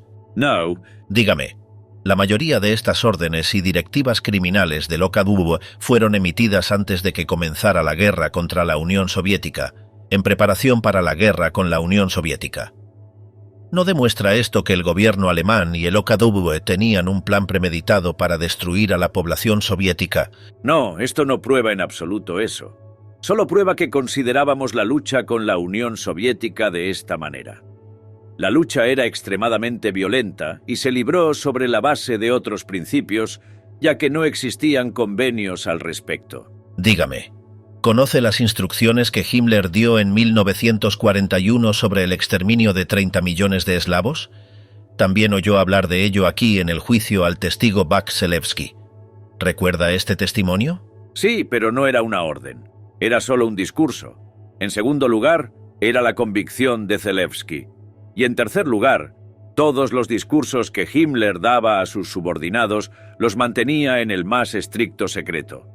En otras palabras, era la declaración de un testigo de lo que había oído, no una orden. Posteriormente, no estaba al tanto de tales tonterías. Dígame, ¿tenía el Estado totalitario alemán un único centro dirigente? ¿Hitler y su círculo íntimo, incluido usted como su adjunto? Las mismas directrices tenían que ser para Himmler y para Keitel. ¿Podía Himmler dar instrucciones sobre el exterminio de 30 millones de eslavos por su cuenta, sin las instrucciones de Hitler o las suyas al respecto? Himmler no dio ninguna orden sobre el exterminio de 30 millones de eslavos. Himmler pronunció un discurso en el sentido de que 30 millones de eslavos debían ser exterminados. Si Himmler hubiera emitido realmente una orden de ese tipo, debería, si se hubiera atenido a los decretos, haber preguntado al Führer al respecto, pero no a mí. No he dicho sobre la orden. He dicho sobre las instrucciones de Himmler. ¿Y usted admite que Himmler pudo haber dado esas instrucciones sin consultar a Hitler? Tomo nota de que tales instrucciones no podrían haber sido dadas por Himmler. No tengo conocimiento de ninguna instrucción u orden de ese tipo. Vuelvo a repetir la pregunta. ¿No son similares las órdenes y directivas del OKW sobre el trato a la población y a los prisioneros de guerra en los territorios soviéticos ocupados y sobre la aplicación de la Directiva General sobre el exterminio de los eslavos? Nunca ha habido una directiva dada por el Führer o cualquier otro partido conocido sobre el exterminio de los eslavos. Usted debía conocer el exterminio masivo de ciudadanos soviéticos en el territorio soviético ocupado con la ayuda de los Einsatzgruppen, la Policía de Seguridad y el SD. ¿No fueron las actividades de los Einsatzgruppen el resultado de la realización de un plan predeterminado para el exterminio de judíos, eslavos y otros civiles? No, las actividades de los Einsatzgruppen eran alto secreto. Tengo algunas preguntas más. Tal vez deberíamos interrumpir ahora. ¿Cuánto durará esta, general Rudenko? Estoy pensando en otra hora. Todos estos documentos que ha presentado al testigo, llamo su atención, son documentos ya admitidos como prueba y hablan por sí mismos. Por lo tanto, espero que concluya antes su contrainterrogatorio. ¿Sabe usted que el mando alemán ordenó utilizar prisioneros de guerra y civiles soviéticos para desminar y transportar proyectiles sin explotar, etc.? ¿Sabe usted esto? Sé que se utilizaron zapadores rusos capturados para limpiar campos de minas. No sé hasta qué punto se utilizó para ello a la población civil, pero es posible que así fuera. ¿Conoce la orden de destruir Leningrado, Moscú y otras ciudades de la Unión Soviética? En mi presencia, la destrucción de Leningrado solo se mencionaba en el documento citado, y en el sentido de que si los finlandeses conseguían Leningrado, no necesitarían una ciudad tan grande. No sé nada de la destrucción de Moscú. ¿Recuerda el acta de la reunión? Le mostraron un documento, el acta del 16 de julio de 1941. Usted estuvo presente en esta reunión. Estaría bien que me los presentara para ver si me resultan familiares. No tengo intención de entregarle estos documentos. Ya han sido presentados al tribunal. Me interesa saber si usted tenía conocimiento de esas órdenes. No recibí la orden de destruir Leningrado y Moscú en el sentido que usted señala. Solo le informaron de cosas importantes, y la destrucción de ciudades, el asesinato de millones de personas, pasaron por las llamadas autoridades oficiales. Si alguna ciudad tuviera que ser destruida por bombardeos, tal orden sería dada directamente por mí. El 8 de marzo aquí en la sesión del tribunal, su testigo Bodenschatz declaró que usted le dijo en marzo de 1945 que muchos judíos habían sido asesinados y que habría que pagar un alto precio por ello. ¿Recuerda esta declaración de su testigo? En la forma en que me fue traducido no lo recuerdo. El testigo Bodenschatz no dijo eso. Pido ver el acta de la reunión. Y como dijo el testigo Bodenschatz, ¿lo recuerda? Dijo que si se perdía la guerra nos costaría mucho dinero. ¿Por qué? Por los asesinatos que cometió. No en absoluto. Y lo vimos por nosotros mismos. Tengo algunas preguntas finales para usted. En primer lugar, sobre la llamada teoría de la raza superior. A este respecto, solo le planteo una pregunta y le pido que la responda directamente. ¿Está usted de acuerdo o en desacuerdo con esta teoría de una raza superior y la educación del pueblo alemán en su espíritu? No, ya he demostrado que nunca he utilizado esta expresión en mis artículos ni en mis discursos. Las diferencias entre las razas sí que las reconozco. Pero usted no está de acuerdo con esta teoría. Es así como le entiendo. Nunca he pretendido situar a una raza como raza superior a otra. Solo he señalado las diferencias entre las razas. Pero puede responderme a una pregunta. ¿Está en desacuerdo con esta teoría? Personalmente no creo que sea correcto. La siguiente pregunta. Usted declaró en el juicio que supuestamente no estaba de acuerdo con Hitler en la conquista de Checoslovaquia, en la cuestión judía, en la cuestión de la guerra con la Unión Soviética, en la evaluación de la teoría de la raza superior, en la cuestión del fusilamiento de pilotos prisioneros de guerra británicos. ¿Cómo explica que, en presencia de diferencias tan graves, considerara posible cooperar con Hitler y seguir su política? Aquí debemos distinguir entre diferentes periodos de tiempo. En el momento de la ofensiva contra Rusia, no se trataba de diferencias de principio, sino de diferencias de cuestión, de tiempo. Ya lo ha dicho. Le pido que responda a mi pregunta. Puedo estar en desacuerdo con mi comandante supremo, puedo exponerle claramente mi opinión. Pero si el comandante en jefe insiste en su opinión, y yo le he prestado juramento, se acabó la discusión. Usted no es un simple soldado, como ha dicho aquí. También se ha presentado aquí como estadista. No solo soy un soldado raso y, precisamente porque no soy un soldado raso, sino que ocupé un cargo tan importante, tuve que dar ejemplo a los soldados rasos en cuanto al cumplimiento del juramento. En otras palabras, consideraba posible en presencia de estas diferencias cooperar con Hitler. He insistido en ello y creo que es correcto. Mi juramento no se hizo solo para los buenos tiempos, sino también para los malos. Aunque el Führer nunca me amenazó y nunca me dijo que estuviera preocupado por mi salud. Si consideraba posible colaborar con Hitler, ¿se considera usted como segunda persona en Alemania responsable de los asesinatos organizados y patrocinados por el Estado de millones de personas inocentes, incluso independientemente de su conocimiento de estos hechos? Responda brevemente, sí o no. No, ya que yo no sabía nada de ellos y no ordené que se llevaran a cabo. Vuelvo a insistir, incluso con independencia del conocimiento de estos hechos. Si realmente no los conozco, no puedo ser responsable de ellos. Estaba obligado a conocer estos hechos. Hay que solucionarlo. Se lo pregunto a usted. Responda a la pregunta, ¿era su deber conocer esos hechos? ¿En qué sentido estoy obligado? O conozco los hechos o no los conozco. Como mucho puede preguntarme si fui frívolo porque no intenté averiguar nada sobre ellos. Usted debería conocerse mejor. Millones de alemanes conocían los crímenes que se estaban cometiendo, pero usted no. Millones de alemanes no lo sabían.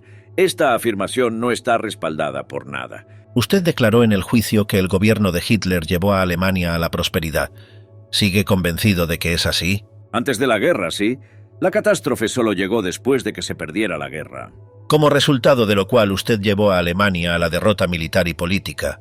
No tengo más preguntas. ¿Desea el fiscal francés hacer preguntas? Pido al tribunal que me autorice a hacer una declaración muy breve. Puede estar seguro de que más tarde tendrá la oportunidad de comentar esto, pero ahora estoy averiguando si habrá preguntas de su parte. Señor presidente, concluyo. La acusación francesa considera que ni en lo más mínimo los argumentos presentados por la defensa del acusado Göring han logrado desvirtuar las pruebas aportadas. Puede estar seguro de que más tarde tendrá la oportunidad de comentar esto, pero ahora estoy averiguando si habrá preguntas de su parte. Señor presidente, concluyo. La acusación francesa considera que ni en lo más mínimo los argumentos presentados por la defensa del acusado Göring han logrado desvirtuar las pruebas aportadas. Las pruebas y alegaciones indiscutibles que hemos hecho... Las órdenes que se referían a cuestiones de personal y equipo o de justicia interna contra los oficiales. Pero la división no me presentaba informes diarios. No le he oído. Lo siento, señoría, debería haber hablado antes. Remito estas preguntas a la división Hermann Göring. El acusado no fue interrogado en el interrogatorio principal sobre este asunto, y en consecuencia, yo no lo mencioné en el contrainterrogatorio porque no se planteó la cuestión. Por tanto, me parece inadmisible plantear la cuestión en este contrainterrogatorio. Recordará, Sir David, que la práctica en países extranjeros no es la misma que en Estados Unidos e Inglaterra, y aunque es perfectamente comprensible que el Dr. Steimer, según las normas de Inglaterra, no pueda en ningún momento plantear esta cuestión en el contrainterrogatorio, nos regimos por una ley que no trata técnicamente todas las cuestiones de prueba. Es posible que tenga que hacerle algunas preguntas después del contrainterrogatorio, aunque espero que no sea necesario en vista del testimonio del testigo Kesselring. Soy consciente de ello. Pero solo quiero aclarar que la acusación no abordó la cuestión en absoluto porque no se había planteado previamente. No, ni en el interrogatorio ni en el contrainterrogatorio. O en el interrogatorio, Sir David. Ya he señalado que la cuestión no se planteó en el testimonio de Hermann Göring. Permítame, a modo de explicación, decir que no recibí el documento hasta ayer y, en consecuencia, no pude formarme una posición sobre esta cuestión, que ya fue planteada por la acusación. Pero si no me falla la memoria, el propio testigo, el mariscal de campo Kesselring, planteó la pregunta y por tanto la pregunta era obvia y podría haberse formulado en el curso de la pregunta principal relativa al acusado Göring. No se refirió a un documento específico. Se basó en el testimonio del mariscal de campo Kesselring, quien dijo que estaba excluido, creo que así es como se tradujo, que estaba excluido entre la división Hermann Göring y el acusado Göring, aunque la división Hermann Göring estaba bajo su mando. Pero no había documentación al respecto. El testigo puede continuar, señor presidente. Sí, la división bajo mi mando solo estaba en términos de personal, oficiales y equipo, pero no de participación. No recibía informes diarios, sino a intervalos, en cuanto a acontecimientos, pérdidas, movimientos. En general, este era el tipo de comunicación que tenía con la división. No podía dar órdenes para su uso en combate, ya que estaba bajo la autoridad del ejército. ¿Recibió algún informe sobre los sucesos de Civitella? No, no recibí ese informe. Lo supe aquí por primera vez por una declaración jurada de un general del ejército bajo cuyo mando estaba la división y que era responsable de tales asuntos y que está intentando trasladarme la responsabilidad de la división puesto que llevaba mi nombre. Su actitud hacia Hitler y su influencia sobre él se han vuelto a mencionar en el interrogatorio. ¿Podría resumir, por favor, los hechos relativos a los periodos individuales que son necesarios para formarse una opinión sobre esta relación? Ya durante el contrainterrogatorio señalé que debía considerarse un largo periodo. En 1923, cuando era jefe de las SA, mi actitud era normal. Luego, durante mucho tiempo, 1931... Con el permiso del tribunal, Me parece que los intereses del tiempo entran en conflicto con la admisibilidad del testigo. Para resumir, se le ha dado el beneficio de responder a cualquier pregunta durante todo el tiempo que quiera. Me parece que cuando él ilumina el tema de nuevo, y la pregunta ya ha sido abordada 4 o 5 veces en las preguntas que se le han hecho, esto ya debería haber agotado el tema. La cuestión del tiempo es compleja. Según nuestros cálculos, cuidadosos cálculos, teniendo en cuenta los testigos, el juicio durará hasta agosto. No podemos permitir que juegue su juego de esta manera, haciendo discursos en el contrainterrogatorio y luego resumiéndolos. Dr. Steimer, el tribunal le ha permitido hacer preguntas que, a grandes rasgos, no están permitidas en el nuevo interrogatorio. Y quiero dejarle claro que las preguntas permitidas en este nuevo interrogatorio son solo las que surgen del contrainterrogatorio. Sobre esta cuestión, al acusado Göring se le permitió hacer verdaderos discursos en el interrogatorio principal sin interrumpirlo, y abarcó toda la historia del régimen nazi hasta el final de la guerra. El tribunal no considera que sea libre de continuar en la misma línea en este nuevo interrogatorio. Señor presidente, simplemente formulo la pregunta porque no se ha tratado a fondo hasta ahora y creo que es necesario, para formarse una opinión sobre la actitud de la parte demandada en este momento, un examen profundo y completo de esta cuestión que considero importante para el juicio de este tribunal. Sin embargo, si el tribunal se opone a la pregunta, puedo estar de acuerdo con la sentencia y retirar la pregunta. Tengo otra pregunta. Durante su interrogatorio, usted declaró, en relación con ciertos cargos, que admitía su responsabilidad en los mismos. ¿Cómo puede entenderse eso? En cuanto a la responsabilidad, hay que distinguir entre responsabilidad formal y responsabilidad real. Formalmente soy responsable de lo que ocurría en mis departamentos e instituciones bajo mi mando. Aunque no podía ver ni saber de antemano lo que se adoptaba o discutía en ellos, puedo, no obstante, asumir la responsabilidad formal, especialmente si se trata de directivas generales dadas por mí.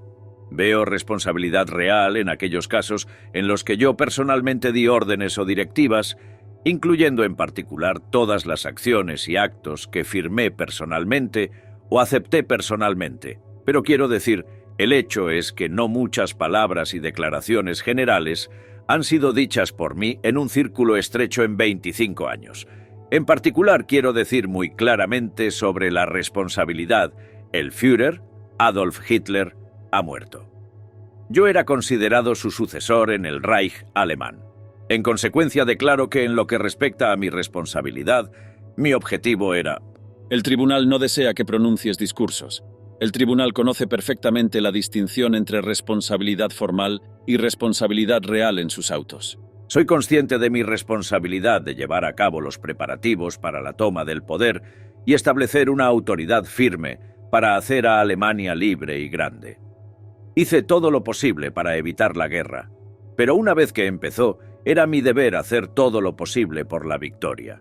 Le hemos oído hablar de esto más de una vez y no vamos a oírlo de nuevo. Sobre la cuestión de la mano de obra. Durante la guerra, la población de los territorios ocupados fue llevada a trabajar a Alemania y sus países fueron explotados económicamente. Dr. Steimer, usted iba a preguntar al testigo.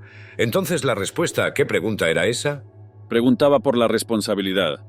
Puede hacerle preguntas, pero no preguntas generales que impliquen discursos. Si tiene preguntas individuales derivadas del contrainterrogatorio, hágalas. Planteo la cuestión. ¿Hasta qué punto se hace responsable en el interrogatorio de la deportación de trabajadores? Me opongo a esta pregunta. Ha hablado de esto antes. Ha respondido a ello más de una vez. En ese caso no tengo más preguntas. Bien. Entonces el acusado puede volver.